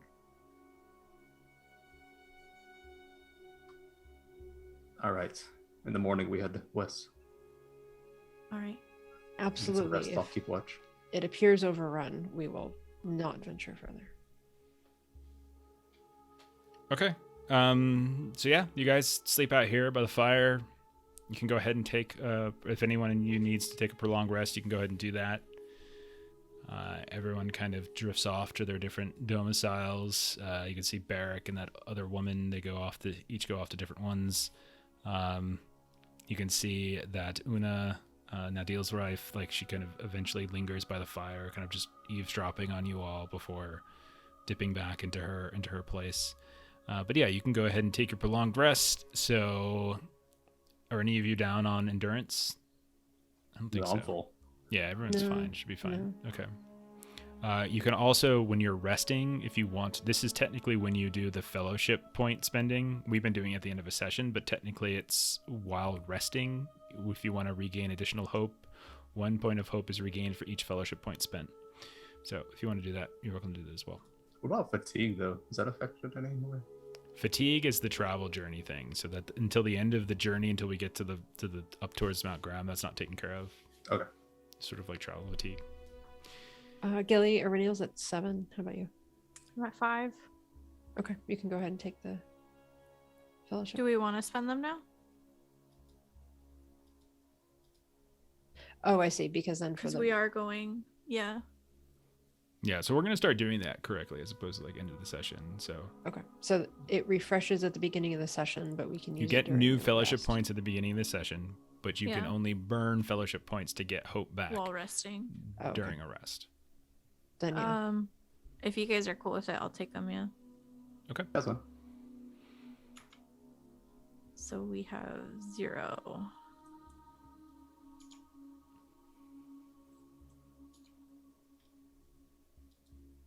Okay. So morning comes. You can see that the family kind of gets about to doing various chores, tending to livestock, these types of things. You eventually part on what seems like decent terms. The little kid who you drew, Gilly, comes up, kind of says goodbye to you in this squeaky little voice. Aurenial, you notice that like there's a little bit less limping done by the younger girl that you helped. But you can still she's limping, but it's going to take time, you think, for the infection to clear, but she immediately looks like she's not feeling as much pain. Aurenial would like to pat a dog on the head before we leave. Bite your hand. Take 10 points of endurance loss. Damn. And yeah, you head out. Maybe you take a moment to kind of get some more specific directions from Una or from the deal, and kind of express your intentions. And they give you a basic description of Geldor in case you happen to run into them, but otherwise, you guys depart. And they warn you that like it's a dangerous place. Be careful of what lurks in the water, and yeah. But you guys, you travel for a bit. Most of the time, like in the immediate area surrounding, it isn't too difficult. Like you can tell they picked a decent spot in the sense that there was nothing too abnormal, nothing too that obscure and strange. But eventually, on the second day, you after a night's rest, you kind of get up, and around midday, you start to descend down this like jagged slope, and you look down at what looks as this forgotten valley that's effectively overrun by bog. You can kind of see as like from a peak as you look down this swirling kind of mist or fog that seems to wash over this long valley in between these essentially vertical cliffs that kind of seem to be getting eaten away, pushed away by this long and desolate bog with periodic crooked crooked trees popping up here and there. So we're going to treat this a little bit like a skill endeavor, I think, as you guys descend the hill, wade out in or on top of like some of the peat moss and everything. You can see that there's not a whole lot of wildlife that you notice as you're moving past, but you do see a lot of those like kind of gnarled leafless trees that are kind of like reaching up, but a lot of them are like coming up out of this dark water, this dark pools, like hands like of drowned people reaching up for help. You can see a lot of like once green bushes that are like bleeding foliage into the water. You can see kind of massing with this mossy peat. Bloated blueberries are kind of like floating around, and all manner of like insect is beginning to clomp on top of them. And then you hear up and you look over and you can see that both blueberry and all those insects are gone, and there's a little bit of a ripple in the water as something beneath that dark water kind of stirs. You kind of start pushing your way further eastward. It's kind of the hardest travel you've had for a little bit of while now. Most of the time it's been fairly simple, but this is much more difficult. Clouds are kind of circling overhead. A little drizzle of rain begins to fall. You can see the mists are sort of shifting around, but you don't really feel a breeze, and so as it moves, it's almost in an alarming fashion. It doesn't really seem to make sense. And after a while, like, you notice that the sun just doesn't make it down here, between the clouds, between the mist, between the cliffs, and the way it's situated. It's just a very, very dark place, to the point that even during the day you have lanterns or torches out to kind of help you kind of move through some of the area. After a few hours of kind of travel, you notice that, let's see. As we're approaching, Yeah, go ahead. Iridia wants to be looking if there were any footprints that were coming in the same direction. So kind of under the idea that perhaps their son had come this way. There might have been some tracks. Yeah, give me like a hunting test or something. Okay. Or a scan or something like that. Oh, wrong one. I need the blighted font. There we go. You were unable to find any tracks along the way, but you would suspect that people who don't want to be found, and there's reason to believe that he wouldn't want to be followed by his parents, so you're not entirely sure, but they seem like rugged, salt-of-the-earth type people, so it's possible that maybe he just covered his tracks. Hard to say. So, as you guys are traveling eastward, and again, we're going to treat this like a skill endeavor with like a 6 with a time limit of 7, I think is what we're going to do. It's laborious, but not impossible. And what I'm going to say is, you're going to get there no matter what. It's just to be the question of whether you take fatigue in the process of doing so. Does that make sense? So if you can get there without too much difficulty, you can probably get there without taking additional fatigue. So after about maybe 2 hours worth of kind of pushing through, in some cases you're walking on top of these mounds, in other cases you're kind of wading through. You can feel this dark, thick water, horrible scent kind of wafting. You guys look around, and Floyd takes a step on top of what looks like this sort of green-brown, like rugged grass, and you watch as he just drops down, as like the peat that he had stepped on starts to shake and quake, and he just plunges right down into it. The water swoops over top the grass, the peat comes over top it as well. Floyd, you can feel yourself sort of trying to reach up, and as you're pushing up, the heaviness of this layer of kind of foliage and debris is just kind of pushing you down. You feel your foot kind of get caught underneath the water. How are you all going to try to tackle getting him out of here? So Iriniel would want to kind of find a secure place that she can then kind of reach out. And I would like to pull out one of my snowshoes to use to reach with. because I have D6s to do with that. Okay. So kind of, you kind of hold something out so that someone else can kind of Okay. like grab onto it. Sure. That's what I would use so that I would have. So athletics Okay. plus an extra. Athletics sounds fine to me. Yeah, for sure. Okay. And then got my little personal snowshoes pool. Automatic success. Thank goodness. 9. Okay. So you kind of reach out, you've got this snowshoe out, and you're kind of swooping it around a bit and kind of making a hole in the peat as best you can. Floy, you can kind of see it now as above you, just a very tiny bit of light begins to make it through that surface. And you can see that the surface level is kind of disrupted. And then something reaches down, plunges into the darkness, and you kind of reach up and just grab it.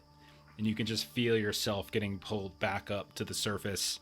You're covered and coated in this kind of black gook. You can see that there's these old kind of acidically destroyed bits of foliage from these old bushes and trees and things that are kind of covered all over him. His beard is utterly disgusting, and he reeks even worse than normal. You would think that this would be a bath, but it is far worse than what it was when he went inside. Oh, watch where you're stepping. What is this? It's gonna rust my axe.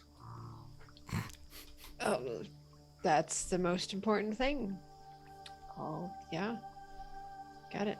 Can probably just use some of that beard hair and just wipe it right off. But you do smell a bit there, friend. Well, thanks for telling me. Anytime. Gilly, as you guys kind of push forward, two of them kind of talking and chatting, he's kind of like still kind of picking the bits out of his beard. Arviniel's kind of getting the clearing the snowshoe out, which is now covered like with all this gook and grime. Gilly, you watch ahead as like that mist, which again seems to be moving. You don't feel any breeze down here at all. But the mist still seems to swirl, and then suddenly it just kind of parts for a moment. And you see standing in front of you in the distance this large creature that seems almost enormous in the fact that it's kind of towering above these dark waters. You see these wide antlers sticking out to the side, this dark stained fur, and you just hear like this random sound every so often, kind of. You see what looks like these huge like swarms of some kind of bugs kind of just kind of hurtling around it here and there. And from a distance you can see that like whole sections of its flank are just, there's this huge patch of like horse flies or mosquitoes are just sort of eating away, and you can see that's kind of covering parts of its face and its eyes, and it's still just kind of standing there, like right there in the middle, and every now and then you just hear it's some kind of large elk, deer, moose, something like that, much bigger than you would be.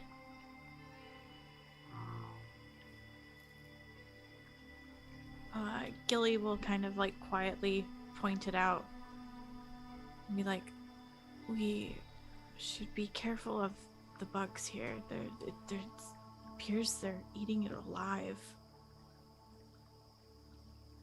Oh goodness, that creature I seems don't to be know suffering.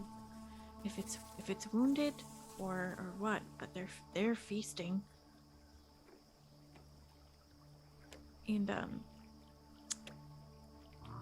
I think Gilly would want to put it out of its misery. But perhaps we could smoke the insects away first. Maybe we could help it.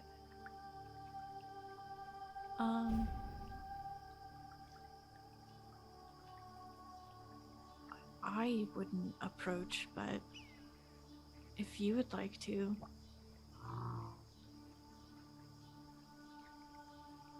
And Ireniel is bold, so she would like Yeah. to gather Yeah. up some, there's plenty of foliage around, but trying to find some dry foliage if possible to kind of try to make a little smoke pack. Okay, so you're just trying to kind of collect anything that might be dry and burnable. Is that what I'm hearing? Yeah. Okay. What are you gonna do? I guess we do like maybe an explore, or actually scan. Maybe even work too. Explore, scan, one of those two. I'll do explore. Okay. And I'll take one of these. Melissa wants to help the Wendigo. I love it. Wendigo. Oh, there's Really gonna be wanted to Wendigos shoot it some galore in awesome- Deadlands. Ooh. So many. Gonna eat Oh, Chuck. is there? I'm just There gonna might do be. it straight. We'll see.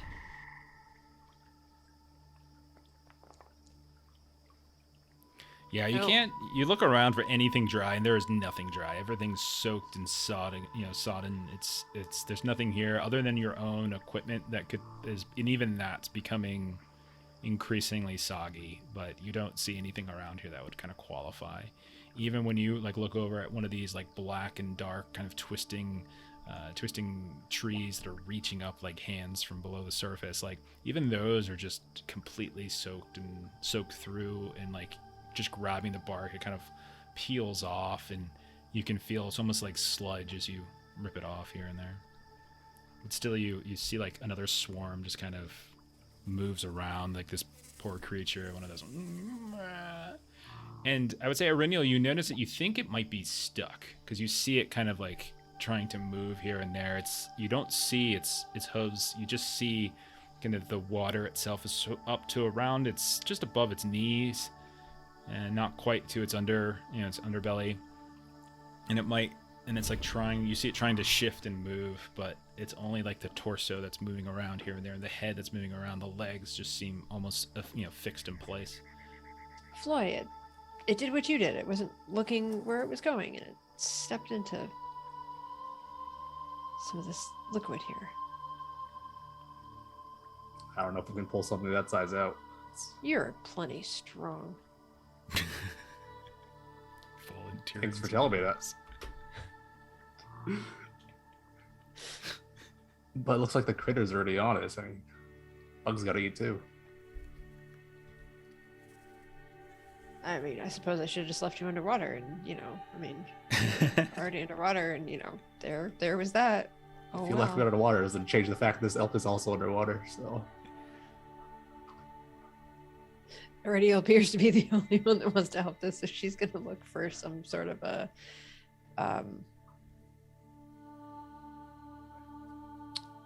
something to wedge under kind of where it's stuck and see if she can kind of dig out the Okay, you just want to try to just try to literally you're digging out a tire that's stuck in the mud. Yeah. Whatever. Yep.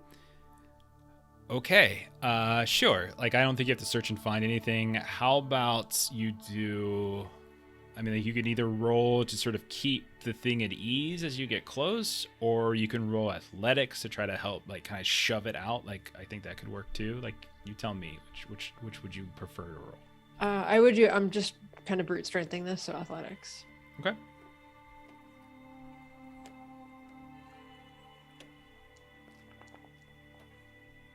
Hey, success.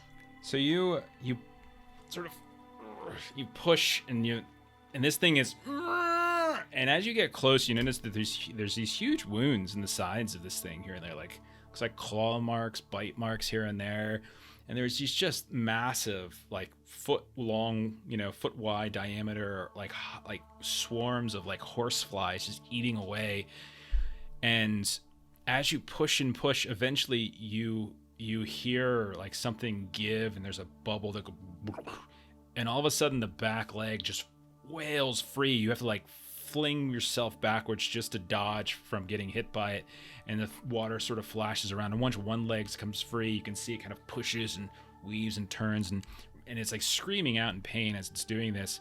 But at the same time, as it's weaving, it's freeing one leg and then the next, and it just begins sort of thrashing about, first taking its head, dunking it down into the water, getting rid of the horsefly swarm that is on there. It starts galloping across this bog, the splashing of black water, scraping itself against these bushes, or at least the frail skeletons of bushes, and trees and kind of scraping off the horseflies.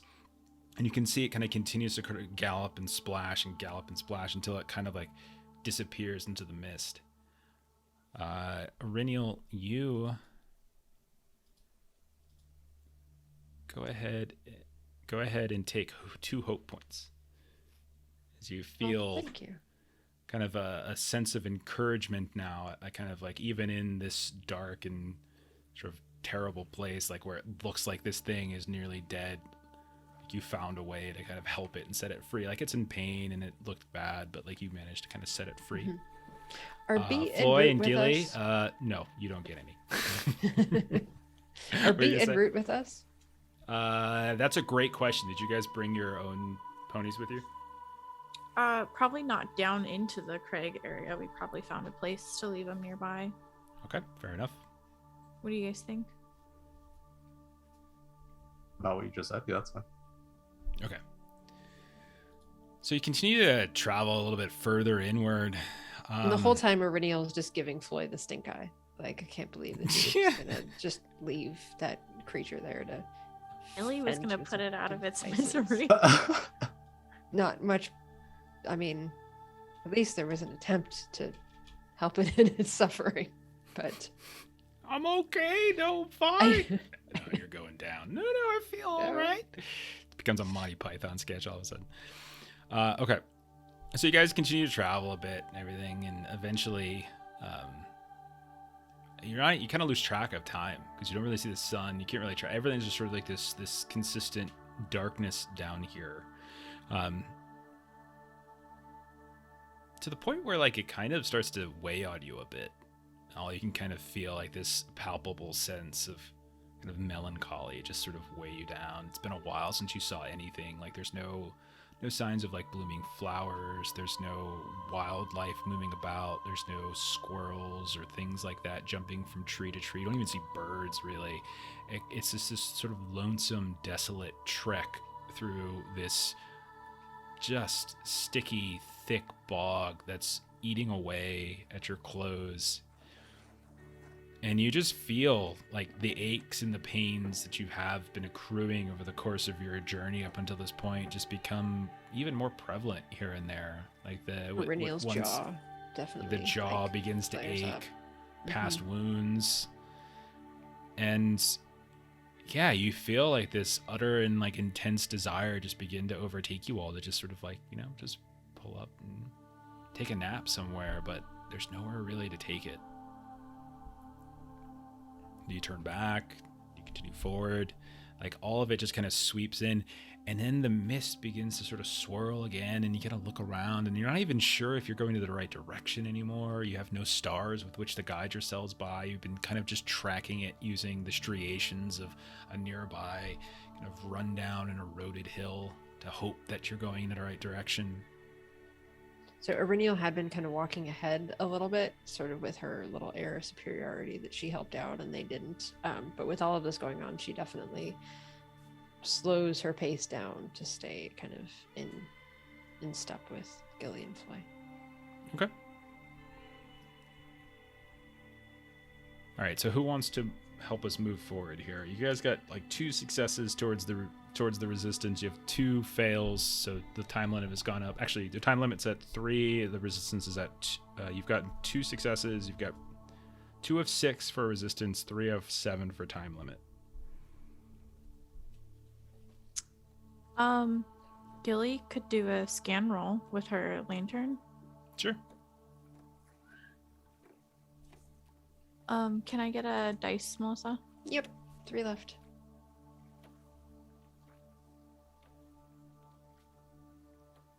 Great success. Okay, so that's 2. All right, so 4 of 6 and 4 of 7 right now. So yeah, you continue. You kind of look around, trying to get a better sense of things. You kind of push back this like growing sense of despair that's just wanting to eat away at you. And at one point, like the mist just clears ever so to allow you to kind of just see and navigate some of these hills. You also notice that the bog kind of begins to extend outward like a network, weaving between some of these old, worn hills, and it almost looks like it could be very easy to get lost in this place. But you do a brief calculation, you find this very clear path. You even find a bit of dryness for a short period of time that allows you to kind of get up and kind of walk along on some rock before the hill kind of dissipates and you're back down into this meaty, gross bog. At a certain point, though, you do notice that up ahead, like the peak has separated and there's this big black mirrored pool. And you can see, like, in the middle, Gilly, as you're kind of scanning around and holding up your lantern, you see just something just slowly kind of rotate and dip over and kind of plop down in an otherwise completely flat surface, as if there's something kind of bobbing very slowly moving about. It's almost like oil thick at this point.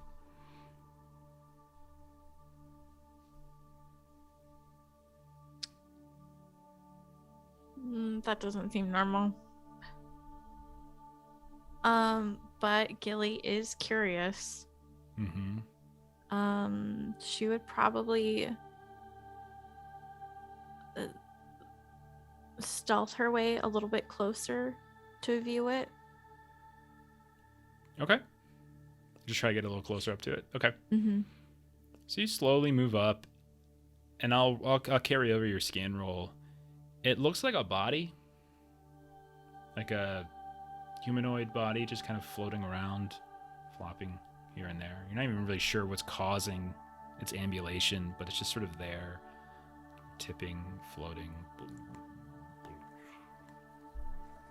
And this is in, like, the bog, or? Yeah, like you're all around you has been nothing but like soggy water, soggy moss here and there. Occasionally you get a mound or two that you can kind of have a brief reprieve, but otherwise you guys are like ankle or knee or waist deep in something.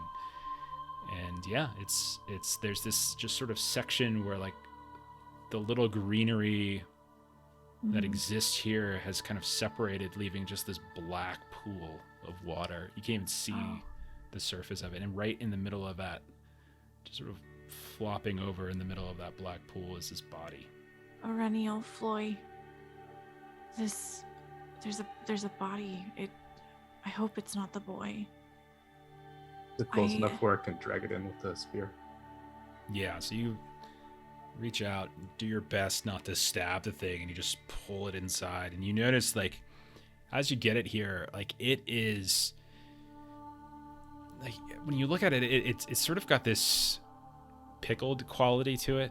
You can see the skin looks a little I know what discolored. bogs do to bodies.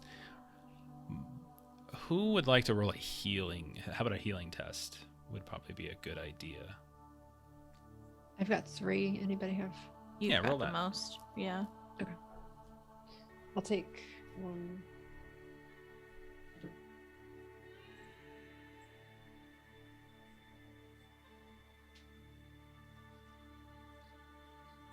Great success. Okay. You notice that there is...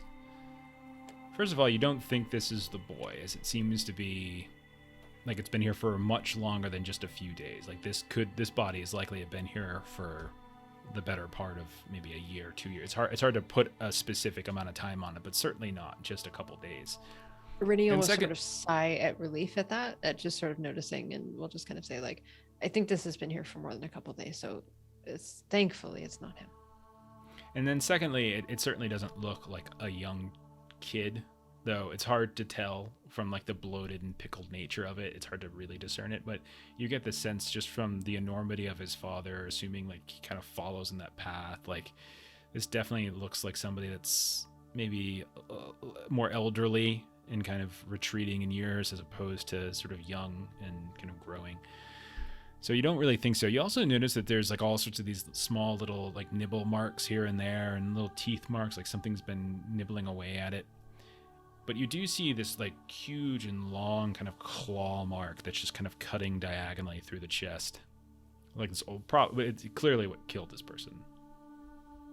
Does the claw marks on this body seem similar to the marks that we saw on the animal we just rescued? with the great success, then yeah, I would say I would take that second success and give you that. Yeah, you Could would probably we say. extend that to say, is it similar to what killed the livestock? Like What do the you- same. What? Because remember, in the beginning, I'm Oh, just no, ruling out no, that it's no, not the no, orcs and no. stuff. Okay, No, perfect. no, this looks more like a claw or like Okay. like an animal or something like that. Got it. I'm imagining the answer is going to be no. But since we're in an area where folks seem to have some tattoos, is there any residue of a tattoo that's still visible given? Yeah, I'll say just how it's performed in the you water? see sort of in that similar spot there does seem to be something like clan markings of some kind. Yeah, Gilly, we might I would say want to- it's too pickled though to kind of really sketch it out, but you can kind of see the Okay. residue of it. Gilly or Reneel was going to try to have Gilly sketch it out, but if it's too far gone, Yeah. Yeah, I don't think so. I No, don't think it's it's a- that identifiable. a local. Anyway, is there enough solid ground nearby to attempt some type of grave? No. Okay.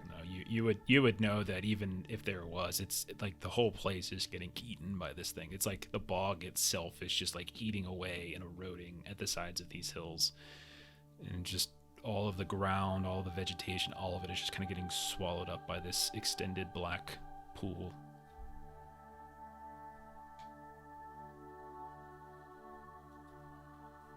Is there a way around this, maybe? Yeah, I mean you can just go straight through it. It was just something you saw. Oh, You okay. can kind of pass by. It wasn't like an obstacle or anything. Rennie will say a few words and just sort of try to position the body and just sort of float it off. Okay, fair enough. You guys travel a little bit further, and you're feeling a bit of fatigue, kind of exhaustion settle in. That melancholy again is kind of sweeping down on you when you finally see like those mists swirl a bit more, and you catch what looks like stone, and you are suddenly standing at the base of what looks like this crooked and worn and dark stone wall. It like it's specifically, it probably stands several dozen feet high, maybe 20 feet or so high, and extends at least a couple hundred in either direction in total in width. You can see what looks like there's something overgrown. You can see moss is kind of extended over top of it. There's green-brown vines here and there. You can see the ramparts at the very top are kind of crumbled a bit. I think you found this keep, this stronghold that they have referenced. You can see that the base of the keep has been sunken beneath this dark pool, right? This dark water piece that still extends outwards in all kind of directions. You also notice that like there's a handful of these black-brown trees that have effectively withered to these small, tiny, shriveled bits. Like they're very thin here and there, like they've been wearing away. You can see like there's this swirling, almost kind of yellow mist here and there that almost kind of obscured your kind of view of this. And you notice that like there's like hills on either side that almost seem to be kind of pushing inward, like as if it's like squeezing upon like the actual keep itself. When you find like the front, sort of like the open archway, you can see that half of it has been sunken. There's debris and stone that have crumbled here and there throughout, but this wall seems mostly intact, with a significant amount of crumbling here and there, but in terms of the height is still above water. But the door itself, like the actual front open gate, is mostly submerged, and so the water is almost up to maybe 3/4 of that gate itself. What do you guys want to do? And you hear out here the sounds of just like these kind of insects just going utterly insane, like right out front here. You see around, there's like swarms here and they're like popping from one tree to the other, swooping down, kind of getting in your face. You have to like swat them away. Gilly would like to pull out some sort of like herb she has in her pack, like a bug repellent, and just like kind of like a natural herb that kind of like makes them that they don't like. What would that herb be? I know, let me Google it. Hold on. Natural Oregano. Just hang a little basil. Okay, so effectively you're here. It's just a question of how do you want to try to get inside? Lemongrass. Okay, so you start waving some lemongrass around. Sure. Okay, how do you guys want to go about trying to get inside? Arenila is always a fan of kind of looking at a situation from a high ground, so she wants to try to climb sort of the nearest broken down wall, or kind of whatever seems to be kind of the nearest high point, to try to gauge sort of the landscape and kind of find the safest path in for everyone. Okay, go ahead and roll an athletics test. And who here has like a torch or a lantern out? It's very dark here. It's almost like it's nighttime. You have a lantern out? Okay. Yeah, I like to think, like I said, by Starbound, where I've got like a stick or something off my backpack and it just kind of dangles above my head. It's a great success on that athletics roll. 25. All right, 1 second. Just setting something up really quick.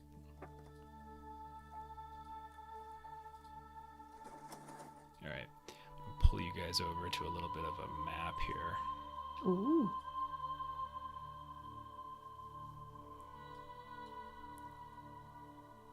There we go. So, Aurenial, you look for a relatively easy path up. You can see that although most of the wall itself is like intact, there are these sections that it's kind of crumbled and imploded inward. It still kind of blocks like easy pass forward, but it's easier to climb as you're seeing like the jagged stone and stuff that's been ripped and sort of fallen down. And that is really what allows you to effectively get up to the top here. I'm going to move you all the way up. Okay. And so you are now kind of standing atop a section of the wall. And it's very, very dark here.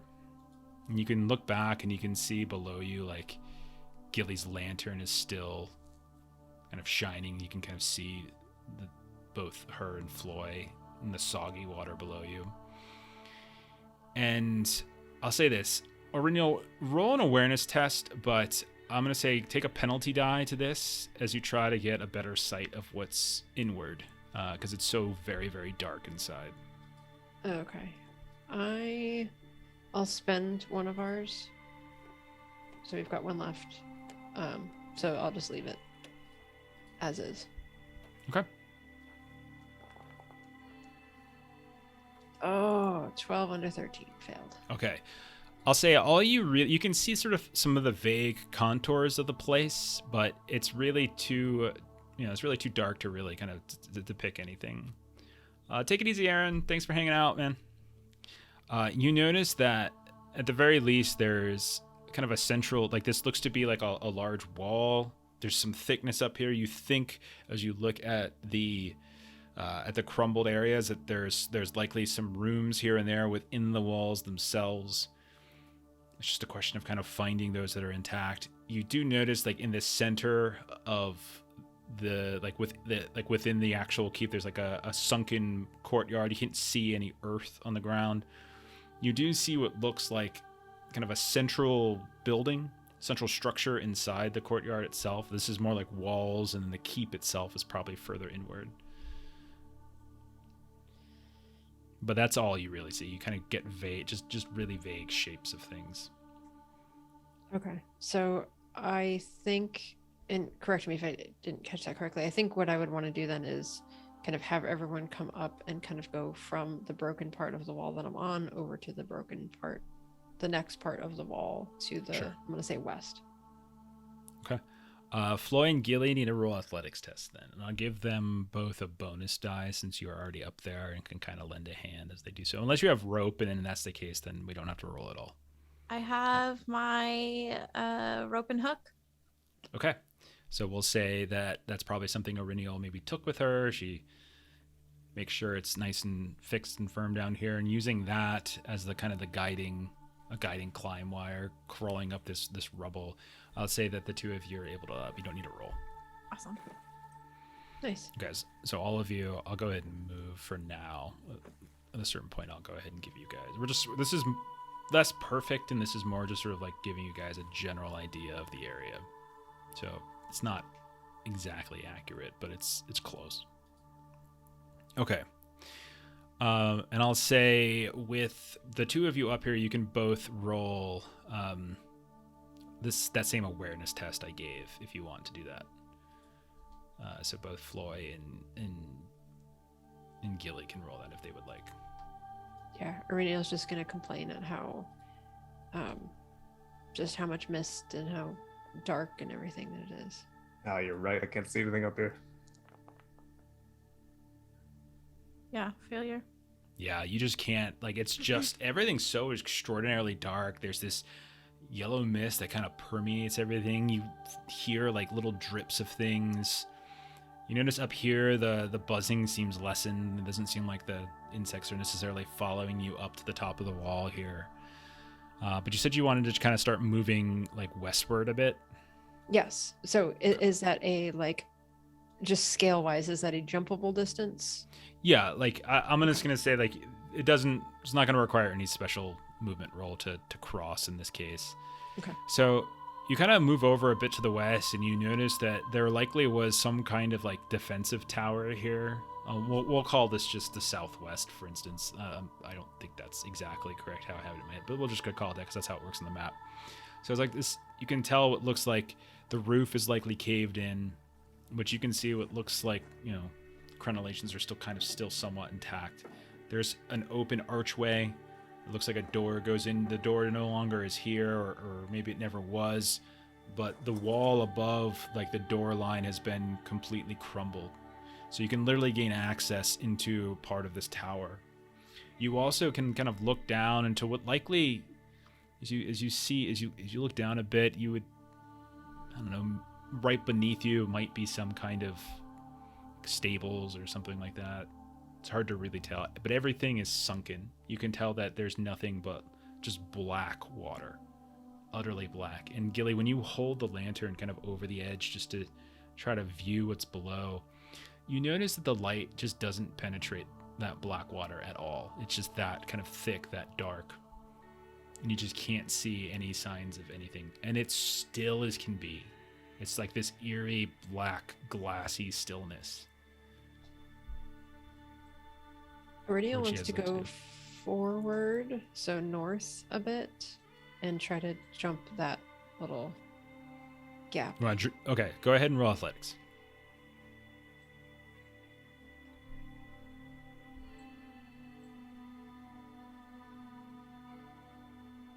Success. Okay. You guys watch as like Aurinial just moves up to the edge and leaps across what is probably about a maybe 5 to 7 foot gap or so. And it's not like the footing up here is particularly easy. It's very wet, soggy. There's a drizzle coming down. There's intense fog that's kind of coating everything. And you're getting utter dampness and humidity. You can feel like your chests are like kind of heavy with breath. And she just takes a quick little jog and leaps across as if it's nothing and comes to a screeching halt, Aurinial, as you realize that this wall is really just one tiny post, as the other side of it has crumbled as well. And had you kind of tumbled or slid, you might have gone clear off the other side and fallen a good 15 feet into the water below. So, Aurelia will keep looking forward. She'll just kind of turn around and, just little, make sure that they see that she's okay. And then she wants to, I'm trying to measure that. Oh, no, I wouldn't actually know. Trying to see if I can go here and over. No, I think this is quicker. She wants to just take a jump over to the right. Oh, Sort of okay. heading north. The other thing I'll tell you is that as you specifically get a little bit closer, you realize that you're kind of getting. Looks like there is like you're fairly close to the central keep area, and you can see that there certainly appear to be like chunks of roof that are still intact here and there. I don't have them on the screen again. Everything's not perfect. Sure. But this is going to be an athletics test, and it's a little bit further, and so this is going to be with a penalty die, as it's also the elevation is a little different and it's not quite in your favor, as the height of what you're jumping onto is just a little bit taller than where you're jumping from. So take a penalty die if you decide to do this. Floy and Gilly, what are you two doing? I am not jumping over there. Yeah, I'm looking for a way in. It's like Yeah. a hole Way in in the roof. where? Probably head this way to see if there's a different way we can get in. Like that doorway area. To the Yeah. west? Yeah. Okay. So the two of you who are still on kind of the southern wall, and you can see that Ireniel's kind of scouting a little bit further northward, inward towards the central parts of the keep. The two of you head westward into this tower, the ruins of this tower. Okay. And when you do, you can see what looks like a ruined stair that is still partially intact, but it still kind of seems to swirl down this circular shape of a tower, going all the way down to what looks like the water below. So you can easily kind of lower yourselves down on this stair. It's enough is intact that it doesn't look like it's too difficult of a descent, and it would take you down to the water surface relatively safely. Yeah, I'll take those stairs down then. Meanwhile, Ireniel's just hanging out, like, over there, thinking that jumping is the way to go. Do whatever you want. It's exploration, man. Do whatever you want. Not necessarily want to go in the water, but Why? It's fun. what goes in the water? Shark in the water. Wait, no, is it? You go in the cage. Cage goes in the water. Shark in the water. And farewell and adieu, ye fair Spanish ladies. Really Farewell will and stick adieu, with you ladies of Floy, Spain. though. Okay, so Floy, you wade down to the bottom of this tower. Gilly, you kind of go along with him, and eventually you guys feel the sogginess, as both of you are actually quite short, and your feet do not touch the ground, as you are quite literally swimming now in this kind of viscous black water. And like almost for the first time, you start to see real ripples begin to kind of echo out from this black water, bouncing off some of the debris here and there, the stables, things like that. Ireniel, what are you doing? Well, no one informed Ireniel that there are stairs, so Ireniel is going to jump over to You could the... shout to each other. There's no reason you can't shout to each other. Oh, I'm No. sure you see the ripples in the water as we're in there, and you hear Gilly just like, "Oh my god, this is just absolutely disgusting." Oh. It smells utterly foul Yeah. all throughout this place. And the water is just sickeningly warm. Like, it's like, oh god, it just feels, it's not hot, it's not cold, it's sickeningly warm. Like, just like the worst kind of tepid you could possibly imagine. Let's get out of this, Floy. Lead the way. Where are If we? you follow my voice, I think the keep is over this way. I'm gonna try to jump over onto the roof. And if I miss, I'll Do my join you in the legs water, I look- suppose. Oh, okay. I thought you were trying to tell me to jump, and I'm like, do I look like I can jump across that? No. But follow my voice. So Jeff, will Swift help me here at all if I try to like run back and try to do like a little jump? No, because it's not about quickness. This isn't like Will I don't think bold help quickness me is at going to all? help you here. Bold will help you. Yeah, we'll say bold will help you because this is somewhat dangerous. Because if you fail, you will fall. Okay. So that's Spend that hope, girl. 1 hope spent for 2. Yes, Because because it's the feature. Okay. you're tapping into And bold. it's Yeah. athletics, right? Yes. So plus Again, 2. if you fail, you will fall. I heard that if I fail this roll, I'm going to fall. And the shark in the water will be there to catch you. Great success. 22. So you find yourself hopping across. You reach and try to grab like the actual like a roofing tile here, but it slips and falls, and you just kind of swing yourself in to what looks like the actual keep. Yeah, you make it across. You look around, and you can see soggy, terrible furniture tossed about, thrown about, tapestries hanging from the wall or ripped up and torn, statues of some kind that have been long since destroyed. You can see moss has overgrown the area. You can see what looks like there was some creature, some animal was probably nesting here at some point. As you see some like bits of peat and twigs and things have been kind of stacked together in the corner, but doesn't look like anything's actively there now. So Auriniel will kind of call out to them, like, I found the keep. Can you swim over to my voice? Yeah, we'll start. Just waiting north. Okay. So the two of you begin wading north, and you kind of swim through this stables area where you can see likely at some point in the past, like horses and donkeys or ponies or something like that might have been kept here. And as you emerge from behind of what looks like this wall, you see like this, you see just with your light kind of casting all sorts of illumination off of these swirling mist. You can see Auriniel about, we'll put it maybe 20 feet up at this point, kind of waving down at you as she kind of hops up. Or not even quite, maybe 15 feet above you as you're kind of wading around in the water. All of you go ahead and roll awareness tests. Okay. Oh no, that's a fail.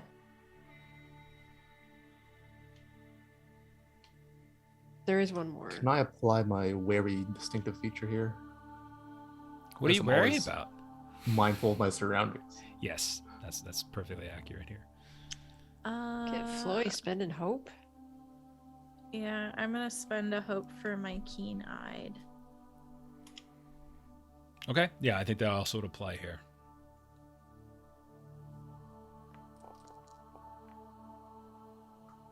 Success. Great success. Floy and Gilly, but not Auriniel. As you're kind of looking up at her and kind of maybe assessing the easiest way for you to get up, and you think you're pretty sure you can just sort of swim into this central structure, just a floor lower than her. Like you can see that underneath where she is standing, a floor lower, the water extends inward, and so you can easily swim in there. Maybe find a staircase somewhere in there that might go up to her level. She could possibly lower down a rope, or you can throw up. You're casting light around. You realize that suddenly this is not the only light that you now see. As in the water, to the southeast of where you are, where you can see the ripples of your sloshing, you see something kind of just below, like the black surface, the water. And then this sort of creature, this waterlogged but illuminated creature, just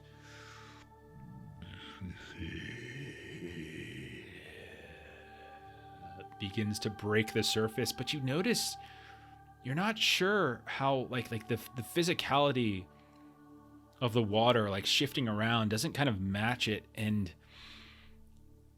you realize you're looking at something that's like kind of part spirit, part physical form as...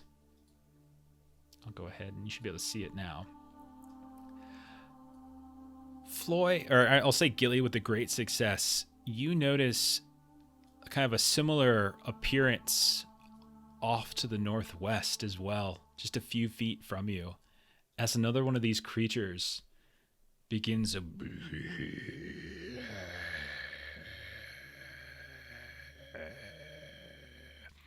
shows itself in the water.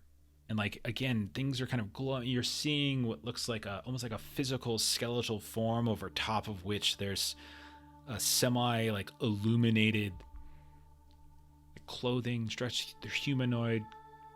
Irinial, you're certain this is some form of undead.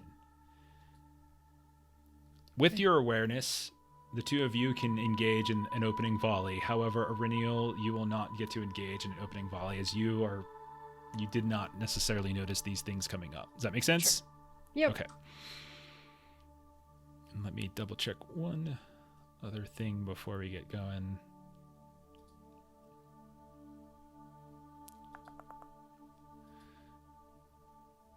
You said these are undead? They look just like these shambling humanoid creatures. Like they're physical. Like they're different than the race that you saw when you were within Fornos. These have like they almost look like corpses come to life, but they have this strange light that's kind of echoing around them, like bleeding out of these kind of tiny eyes here and there, and you're not sure how much of what they are. Like they look physical. They look like they're moving the water as they shift around, whereas the wraiths themselves, if not for the cloaks and the sword that it was dragging, you wouldn't even have suggested they were corporeal in any particular way. All right, so let me go ahead and get us into a combat. Let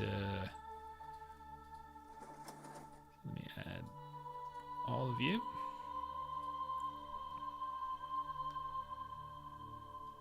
So hopefully you're all... I'm getting weird sorts of...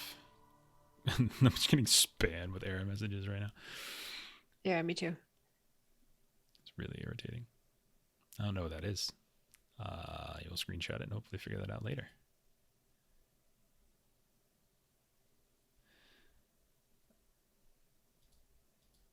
They stopped. Okay, about time. Like that was a ton. Like I don't think that many was necessary. That's I weird. wasn't clicking anything. Yeah, me neither. It was my stream user for some reason, was just like flipping out. I don't know why. That was weird. My end, it was saying Ashley does not have permission, and I was like, I'm not doing Oh, anything. Okay. Yeah, mine was saying the same thing. All right. So let's go ahead and move into the combats. Opening volley. Opening volley. Again, Aurelio, you can't participate in this. Mm-hmm. So it's just the other two. If you have a ranged weapon that you think you could potentially use. So Floy, Gilly, go ahead if you like. We've got company. And then I'll chuck a spear at the first marshal showed up in the center to the south. Okay, to the south. Yeah, go for it. I'm trying to remember how to target this again. You can just click on it and press T. Just keyboard shortcuts T. Oh.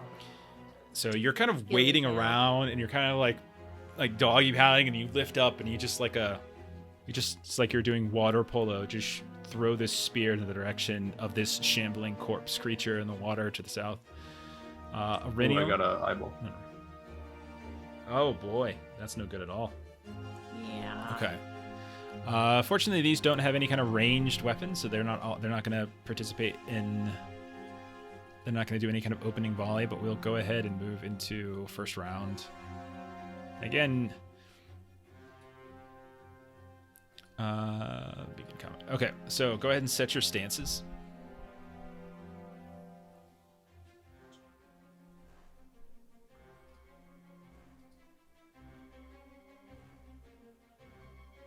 Going into Ready? What are you going into?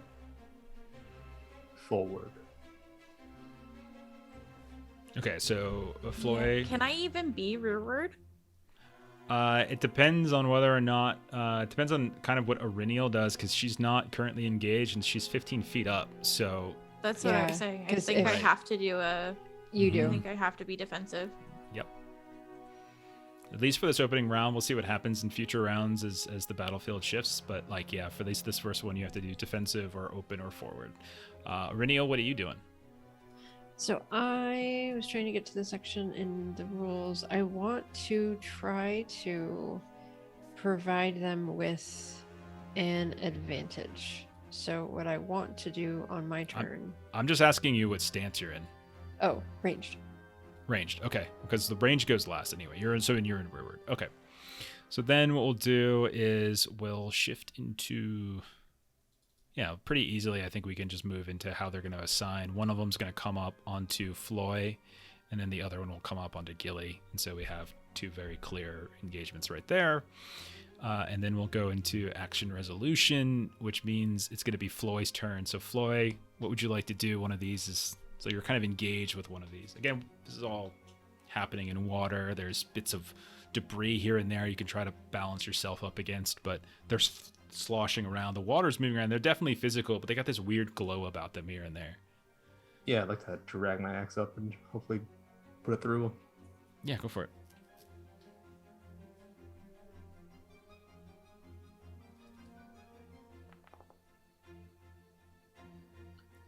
What do I get? Success. 7 damage. Okay. Nice. 7 damage to the one to the south. So that's going to be...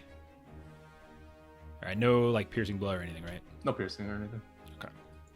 All right. Next up, it'll be Gilly as you see him just beginning to hack away at the one standing next to him. So Gilly failed her opening volley. So I like to imagine I couldn't even like get my bow ready. Mhm. So instead, I pull out my sword, my little short sword, and Okay. she's gonna attempt to hit him with it. All right, go ahead. And swing. But she,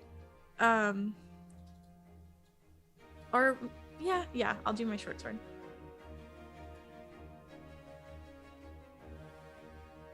Okay. So you're just like, you literally can't feel the ground beneath your Yeah. feet as you're just sort of And I've got the sloshing lantern around.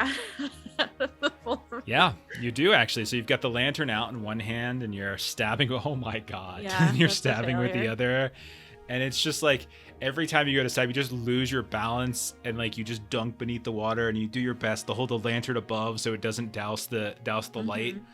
It's a very comical but sad attempt, and then you're trying to just like slash around underneath the water at this thing, but it's not quite working out for you. All right, Arenial, you are up on the second floor here. What do you do? So what I'm trying to do, and I think it's the first time I'm trying to use it this way. So I'm trying to use the battle skill to gain an advantage on the next attack on these things.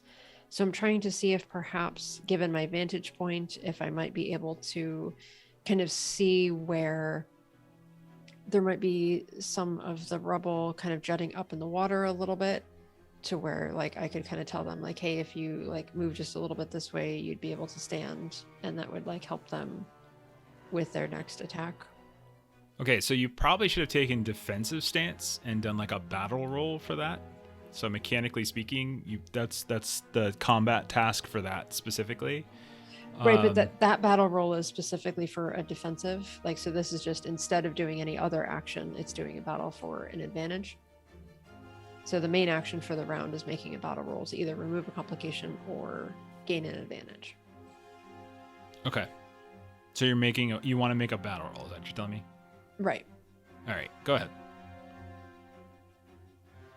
And so because of my helm, I get a plus 2d6 for Yeah, go for it. battle rolls. So I've got my battle plus my 2d6, and I rolled it. And I got a great success, which is awesome because if I get one or more of those sixes, the advantage exists for the remainder of the battle. Okay. So what is the advantage then? So I'm envisioning that the advantage is basically it would be kind of everybody would get an additional dice. So I'm like giving them tips on like terrain of like where to put themselves so that they're not kind of trying to swim and attack at the same time. Yeah, but I'm asking like skill wise, like what are they getting a bonus? Like where's their bonus dice going to? Is it going to their attack rolls? Is it going to some other skill? That's what I'm asking.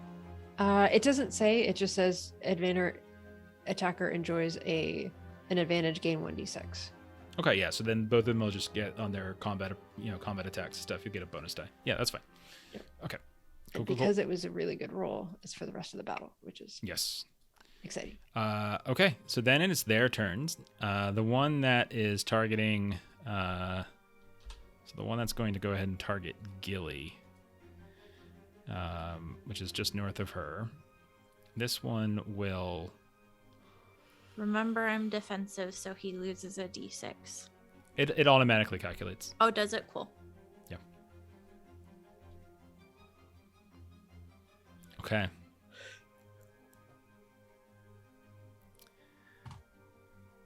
All right. So, do me a favor first. Can you roll an athletics test to see whether you manage to keep the lantern afloat? Yeah. We do have one left. Slashing around at I this don't thing. know if 'cause that will help me with this. Okay. Okay. Oh, A failure. So, what'll happen then is that as you're slashing around, doing your best to keep the token of the torch afloat, it kind of dunks down into, and the water seeps in through kind of the some of the seams and stuff, and douses the light inside, and it gets much darker in this area all of a sudden. There's still kind of lingering light here and there, but not a whole lot at all. But your lantern light specifically has, we're gonna say, has been doused. I'm asking for a reason. So You guys just hear Gilly swear as she's just like, sweet grass.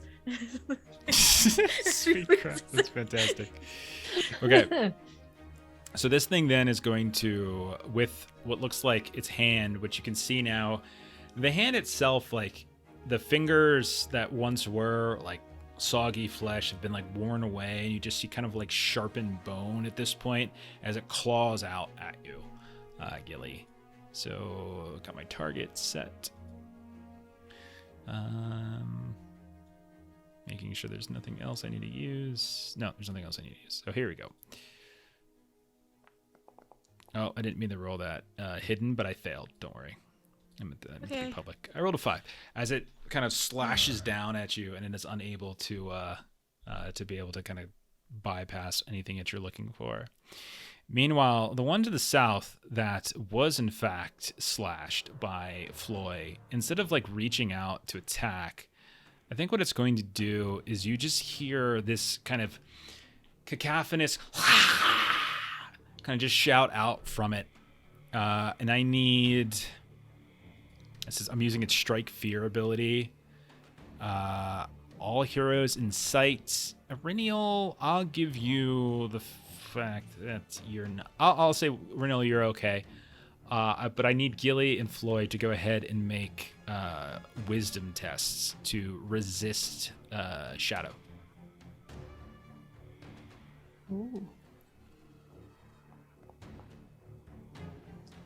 Wisdom. You guys can still spend stuff on this. I know. Okay. Fail. Both of you take 3 points of Shadow. Okay. Holy crap. As this glowing, beady eyes just launches into just kind of just filling the otherwise was like utter silence in the area with this sudden horrible like scratching at your ears, and that's its turn. And we'll go to the next round of combat. And set your stances. I'll keep forward. Okay, keep forward. Gil, are you still in defensive? I'll probably go to open. I will be coming down, by the way. I might be dead. I didn't hit you. I didn't even manage to. I rolled a I know. 5 on my I'm attack. It was scared. really terrible. Jeff, Actually. I rolled I'm a horrible terrified. roll. Okay, Floy. I know this is the first time you've ever been in kind of close In proximity. direct, yeah. All right, Floy. You and your little hobbit friend, who is not the greatest at that whole combat thing, are floating around in this dark water. This thing is screeching. Your ears are just hurting. You're having flashbacks to Delta Green. And what do you want to do? Can't see anything.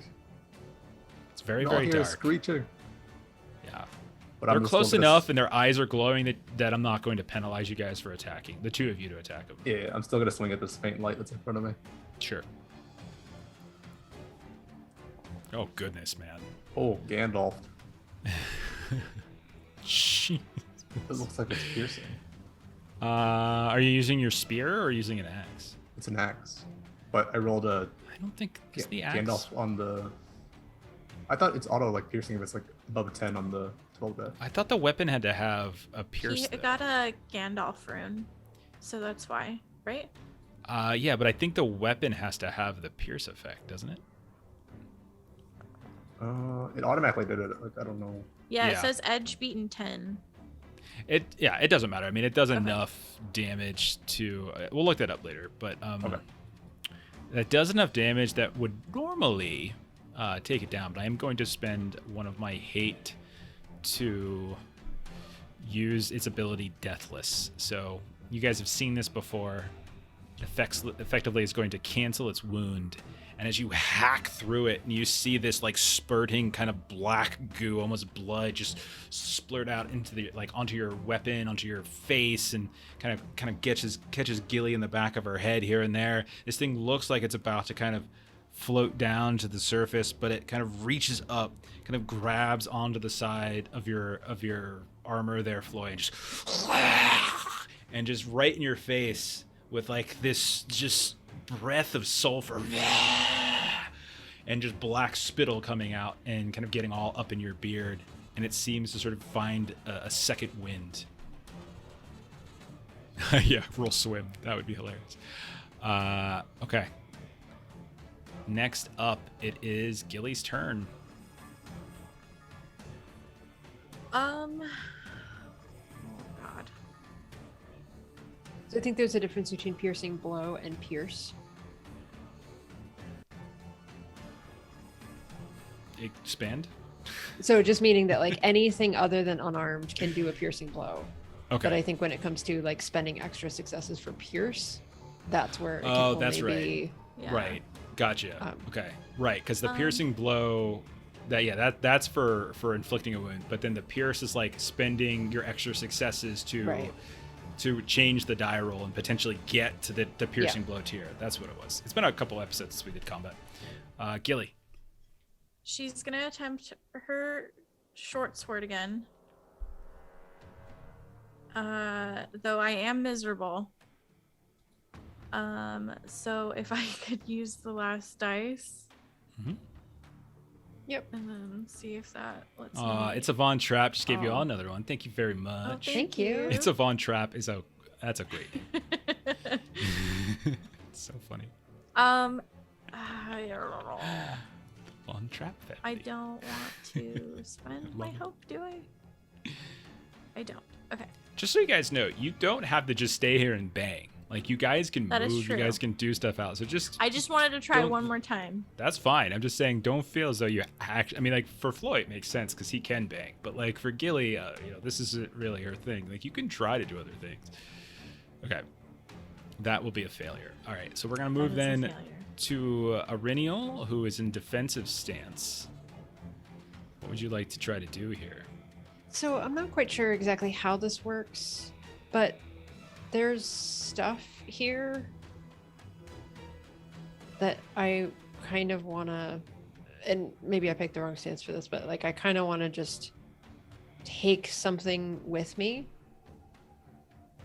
because I'm up and I they're have lower. no idea what so, you're like, talking there's- about right now. Like, could you- There's like furniture and other things in yeah, this there's like area. stone. There's I'm like in. broken statues and things like that. Waterlogged wooden furniture and stuff here. Long since decayed. Yeah, so I want to try to take something of that, like a pointy piece of like a statue or something along those lines, to try to kind of jump down. But I'm looking to get more of like a back end of kind of this creature, so not right up in its face. A back end of this creature? I don't Like, understand. What you mean. it has some length to it, right? Like these creatures have some. They're just shambling corpses. Okay. They're just humans, like human shambling corpses. Okay. So So you're, yeah, you're okay. trying to leap down with a Yeah. sharp piece of stone that Mhm. you picked up from the statue. Okay. Let's say athletics test as you leap down, and if you succeed at this athletics test, we'll then let an attack go off. If you fail, we'll say you get down, but your attack you're unable to kind of target like your jump effectively. Okay. So I'm going to spend a hope to take bold into account Okay. and roll athletics. And that's an automatic success. All right. So then you leap down. I'll assume you probably want to be on the one that Gilly is on to help her out, or Yes. Yep, Okay. she is my All right, and so then we'll say go ahead and roll. Go ahead and roll like with your attack. So like roll an attack like with a spear. We'll say we'll treat this like it's a spear that you're leaping down with, except you're using the stone. So like All just right. roll. Yeah. That's probably not going to do anything because it's at a -1 because of my stance. Yeah. Okay. It's So yeah, you leap down and like you manage to hit this thing, but you don't really kind of pierce through it at all. But what you do get at the very least is that it kind of turns around and looks at you as you leap down and splash in the water, smash it in the back, but don't really make any kind of lasting damage. But it does seem like you've drawn at the very least its attention away from Gilly, we'll say. Okay. that So then works. yeah, so something will happen. All right, so this next one is going to go ahead and continue to target Floy, except this time I will attempt to take a attack against this thing. This time, though, as it's been, it's just going to take its mouth, kind of cock it to the side, and then try to bury its head right like next to your beard underneath your neck.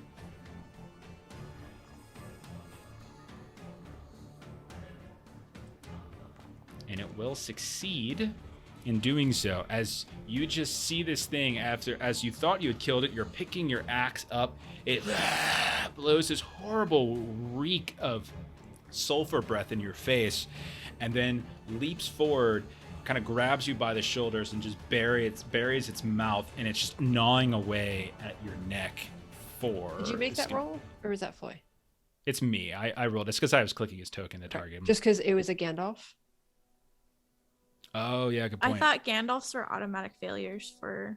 Yeah, but I don't know. Yeah, it would have. I'm just going to re-roll it. Okay. Yeah, it's because I have to switch. I have to do a lot of switching of targets and things like that. So I'm going to. I'm targeting. Usually it would just be mass, but just for the Gandalf piece of it. This is going to be him. All right, let me just re-roll it. Here we go. All right, still hits, but this time no heavy blow. So it still hits, but it's less damage. There's only 3 points of damage, Floy. Take that off your endurance. The next one will go turn its attention to Aurinial, who has hopped down on top of it, kind of drawing the ire away. And so now it's going to turn, it's kind of engage. Both of you are engaged with this thing. It will turn. It's going to target Aurinial, and it's going to, again, with its bite, it's going to try to like kind of lunge out at you. I am sorry, because I have to like untarget Floyd, and I have to target this. Oh yeah. Yeah. I like the targeting stuff, but at the same time, like there's a lot of micromanaging you have to do from like a GM's perspective. It seems like at times. Yeah, it seems like it's easy for automation on the player side, but Yeah, it's player side is great. Like but like when you're constantly like shifting between multiple enemies and targeting multiple characters, like I have to untarget this and I have to control that. There's, I don't know. I still love it though. Like it's like overall, it's pretty awesome. All right, that's going to be a miss as you manage to take the stone that you just smashed with and you kind of hold it up and it's like starts to gnaw. And these like gross kind of black teeth just snap. The gums kind of break as the teeth go clattering down the sides of that rugged stone statue and plop into the water. We'll go around to another round of combat here. Floy, you're up. Again, you guys don't have to just stand, just stand here and bang. Like Aurinial, you know stuff about undead. I talked about this last time. You know about fire. Gilly, your lantern got soaked and stuff like that. Like there's things you guys know. So like you don't have to just limit yourselves to just I hit, you hit, I hit, you hit. Like there's other ways about this. But Floy, I assume you're trying to do this statue thing on the way down and didn't end up hitting. Yeah, you're leaping from 15 feet up and like it's about jumping and hitting at the same time. So Floy. I assume everyone stays in stances they're in, or Gilly, are you gonna try to like back away and get into rearward? Gilly wants to back away and relight the lantern. Okay, so we'll say we'll put you in. Yeah, go ahead and put yourself in rearward. I think you just put yourself in open. There you go. Yep. Okay, and so you're gonna try to kind of at this point use the distraction to get away. Yeah. Aurinial, are you good in open stance? Yeah, I switched to open, and I'll just make sure that I kind of share that information about the fire and getting the lantern. All of you know this because you've already encountered this once with the race. You guys just didn't do anything with the knowledge. Floy, you're up. I'm gonna finish this one off. Give it another swing. Okay, go for it. It's like kind of just necking with you a little bit. Hey, how you doing? Hey. Great success. I got a heavy blow on it. Oh Roll dear. 14. Holy crap. 14.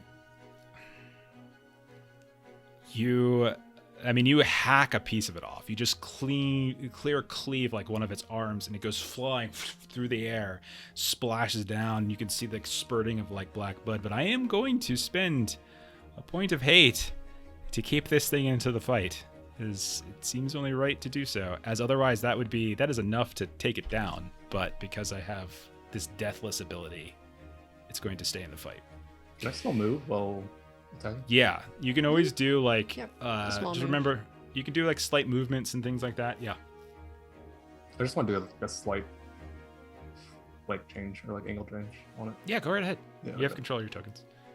Aurinial, you're next up.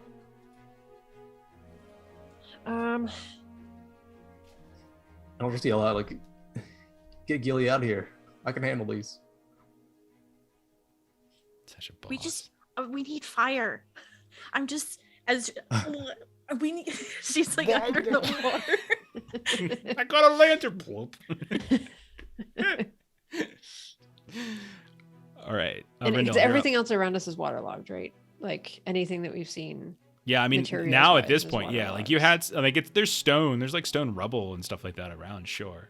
I mean, like, at this point, in this close proximity, there's probably nothing that's going to be more useful to you in attacking this thing than your actual weapons. But you do know that if you have like that undead tend to be afraid of fire. Like there's fire, like fire certainly seem averse to it. That's their main weakness. Outside of that, like doesn't matter whether you're hitting them with stone blocks or hitting them with weapons. Like they're effective, but it's just a question of like, how effective. All right, I'm gonna trust Gilly to work on that angle and see what I can do with my short sword. Okay. So I'm going to spend a hope. Let's get 2 on the sword.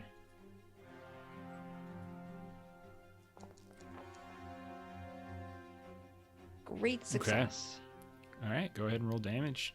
And so because I'm trying to see can I spend that? Or do I need to have an extra one to be able to spend it for... No, you get an extra bonus. You pierce. do whatever you want. Okay.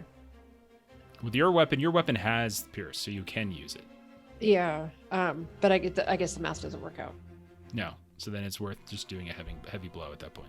Yeah. Okay. So if a weapon has the pierce trait, you can spend a success die to try and alter your feat die roll to get closer to that automatic piercing blow threshold. Because your sword has keen on it, your threshold for piercing blow is lower than standard weapons.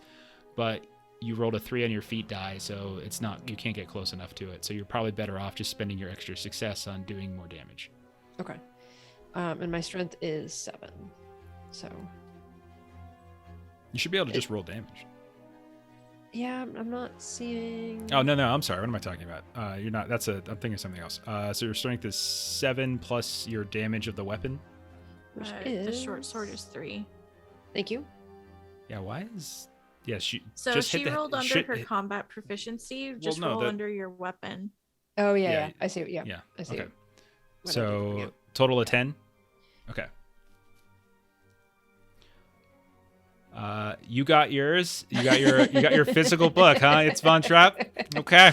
I haven't got mine yet. Everyone just has grind gotten it their right book. in. Just I can't lean back in my chair because all these knives, just people stabbing me in the back with that, just needling me away.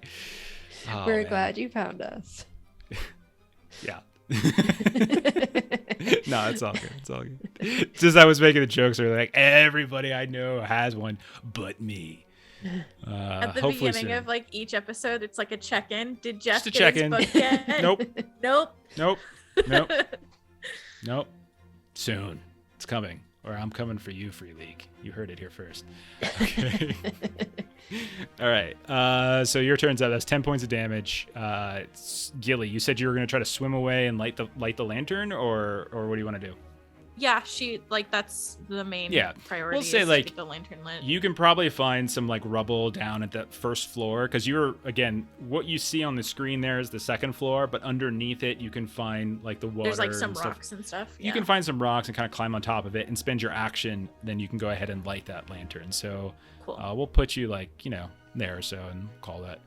You step a little bit further away. Okay, and that's your turn. Beautiful. So your light's up, and that is important. That's very important, actually. Thanks, Gilly. I am no longer nose deep in water. Okay, so Floy, as the light, as Gilly like, whoosh, she gets like kind of the flint going. She gets the light, and the lantern once again starts to bloom with flame and light and kind of shining. And you can see both of these creatures as the glowing in their eyes begins to somewhat dim. The one that's on you that was like kind of trying to rip away at your neck and you slashed through it, its arm went flying through the air. You see it just kind of with its good arm just pushes off from you and just kind of turns back as it's like trying to splash back down into the black water. It's going to try to retreat from the fight. So I think what I can do... Yeah, I think it's just going to try to sort of... Yeah, I think it's going to just use its full turn, main action and all, to get away. Okay, yeah, that's the whole thing it's going to do. There's no actual, like, opportunity attacks or anything in the game. But do you see it just begin to try to retreat from the battlefield as it's just extending its total turn, just sort of floating, swimming with its one arm. You see its other arm just kind of floating off in the distance away, drifting with the current. The other one, however, will stand and bang a little bit longer as it's going to sort of shift and put Aurinial between itself and the light, getting a little bit of shadow. Okay. And it will, it'll kind of slide over here just a couple steps around to the western side of Aurinial, and then it will swing down at her.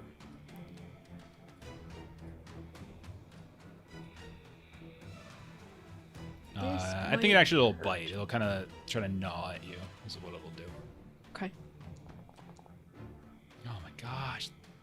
My feet Wow. really sucks. Okay. But in the process of it trying to move and gnaw at you, you're able to kind of get your own sword up, and it just starts biting down a bit on the blade as it doesn't quite. That's what I said, blade. That was its turn, and that's next round. So Floy, you see this thing like it's fleeing from you guys now, and it's like almost submerging itself down into the water. You could potentially give chase to it. You could turn or because it's kind of leaving the battlefield, you can also reassign yourself to this other one if you want. You can kind of turn your attention to this. It's up to you. I'll be back for you, and I'll just turn around and swing at the one behind me. Okay. You turn around, and so you're going to still be in forward. Aurenial, you're going to be in open still. Gilly, do you want to stay in rearward? I'm going to say because you have a lantern, I don't think you can She'll use your bow. do in Hearten. Okay, you do a combat attack. Okay, so when Yeah. your turn comes around. All right, Floyd, go ahead. You're up. It's a success. 7 damage. I will use a point of hate as you... 1 second. Once again, these things just die so easily. Hit our 3 hours, and that's the. That's when I know we've been of streaming the for too time. long. Is my Bluetooth earbuds suddenly stop working? Get to that 3-hour mark, and Yeah. they go kaput. Let's do the combat music one more time. Oh, I actually have to be in open. Sorry, Jeff. Yeah, that's fine. We haven't got to yet. You can go ahead and switch it. Okay. So this thing's going to go ahead and burn a point of hate as you kind of cleave through and you leave this massive canoe of a wound in its chest. You see old bits of bone and something just kind of spill out, but it's really just like this black sludge into the water. But it somehow still seems to function. Aurenial and Gilly, you're both on open stance. Gilly, you said you're going to do a combat task. You're going to do a... I'd like to move a little bit, and then I'd like to rally comrades. Okay, where do you want to move? Just about here. Sure. Go ahead and roll your Enhearten. And what does Gilly say? Gilly gets a little like cheesy, and she's just like, "Don't worry, Floy. I'll be the light in the dark." And then she like holds the lantern over Aurenial's head. She's way cheesy. She's read too many romance novels, but she fails because it fell real flat. It's too cheesy. I don't know why that music just cut out there. That was weird. Music, stop being weird to me. Okay. So then, Aurenial, it is your turn. Okay, so Aurenial is going to slide around. So she definitely is kind of recognizing the strategy that it was using to kind of do the shadow. So she wants to swing around here so that's To the other side of it and like yeah. leave like the free light from... Mhm. Sure. Gotcha. Mhm. So now it's just like this big burst of light, and as that light comes in, you hear it go... Go ahead and swing. Okay. And I'm gonna roll it from here. Let me see where my hope's at if I wanna. I'll try it without. Did you get the... it's Fun Trap. Did you get the regular or did you get the collectors?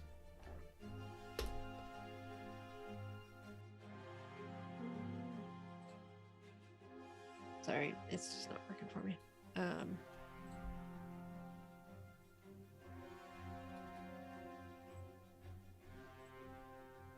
Here we go. Sorry. Okay, Having no worries. problems. All right. And I failed. And sadly, you swing away at it, but it does not seem to work. However, as its turn comes around, you see it sort of does the same thing. Now kind of fully encased or fully drenched by this light from the lantern that Gilly has climbed up atop on this like bits of rock and rubble underneath this, the first floor of this keep, and it's kind of holding this up. Aurenial slides out of the way, and like dawn just coming, just whoosh.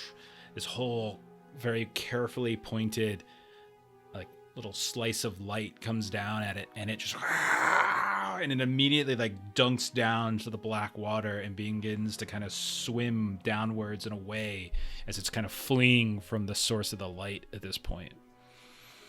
And so we'll say it starts to swim, and it's going to use its action to start swimming into the shadows off to the northwest. So at this point, I'll say like they have disengaged from you guys. So do you want to give chase, or do you want to move away? Like, do you want?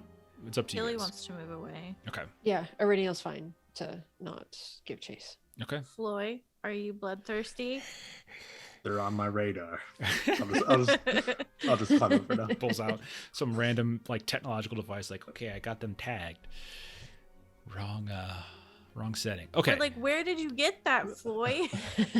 So we'll say as a way to kind of to sort of end this session, we'll say the three of you move over onto like kind of dry land, kind of the underside of the actual keep itself. You start swimming underneath, and you kind of go a little bit further and further as the closer you get in, you can see rubble from above, and you can find a hallway or two here, but you climb on top of some dry areas where the black liquid didn't quite get. And we'll go ahead and we'll call it there for this session, and we'll finish exploring to keep in the next session. I think that's what we'll do. How does everybody look? I don't think anyone took Foggy. too lasting damage. Did anyone take any damage? Gilly, I missed. You were took a perfect. little bite. Yeah, you took that one Yeah, you small took the bite. bite. Oh, I wanted to get Gilly so bad. I am miserable, though. I rolled a freaking You are. 5. I rolled 5. The shadow damage got me. That shadow is crazy. That was a lot of shadow damage. I know. I'm being very merciful. I could just keep burning that stuff over and over, but I don't. I feel like it's like overtuning. It doesn't make any sense. But yeah. Anyway. Okay. Which kind of makes sense because she got her book wet. Like, you know. Yeah. She embarrassed herself in front of her friends. She couldn't hit the thing with the sword. You said that really cheesy, embarrassing line that She's like, everyone's gonna be like later on, like 2 days from now at a campfire. You guys are eating lunch, like, so you're the light in the darkness. What was it you said? Like, oh god. you're gonna be writing my epic tale of my life, really? Can you not make it so melodramatic, please? Oh, goodness. Okay. All right. So that'll be it for us for this session. We'll be back in a week with more One Ring. You can also come back and hang out with us on Monday night as we're playing Ultraviolet Grasslands. You can check out our YouTube page. You can see all other games. Right now, we also have a Deadlands game that's going. That's alternating on Mondays with that and UVG. One Ring is going to be continuous. Fridays, normally, in the past year, we've been doing Delta Green, Possible Landscapes. But we just finished that up. The new episode, the final episode, will drop on Monday on YouTube if you're looking to watch that. And we'll figure out, I have a couple plans for what we're going to do on Fridays, but we'll announce that when we're closer to actually doing them, as we're going to have a couple weeks kind of transitioning here and there between games and stuff. So we'll figure that Friday night game out a bit more. But that's it for us. Let's see if is there anyone actually playing? I know definitely the Defenders and stuff aren't playing because they're playing Kingdom Death Monster right now. And I know Grim and Perilous is up, but we'll see if we can find someone for you. If you want to hang tight, we will raid someone who's doing probably much more interesting stuff than we are. But we'll jump on over to, looks like the initiative order. They're starting. Basin. Yeah, initiative order is starting up pretty soon, so we'll move on over there. So good night, everybody. Thanks for watching. If you're watching this later. Thanks for the bits. Thanks for the subs. Good night.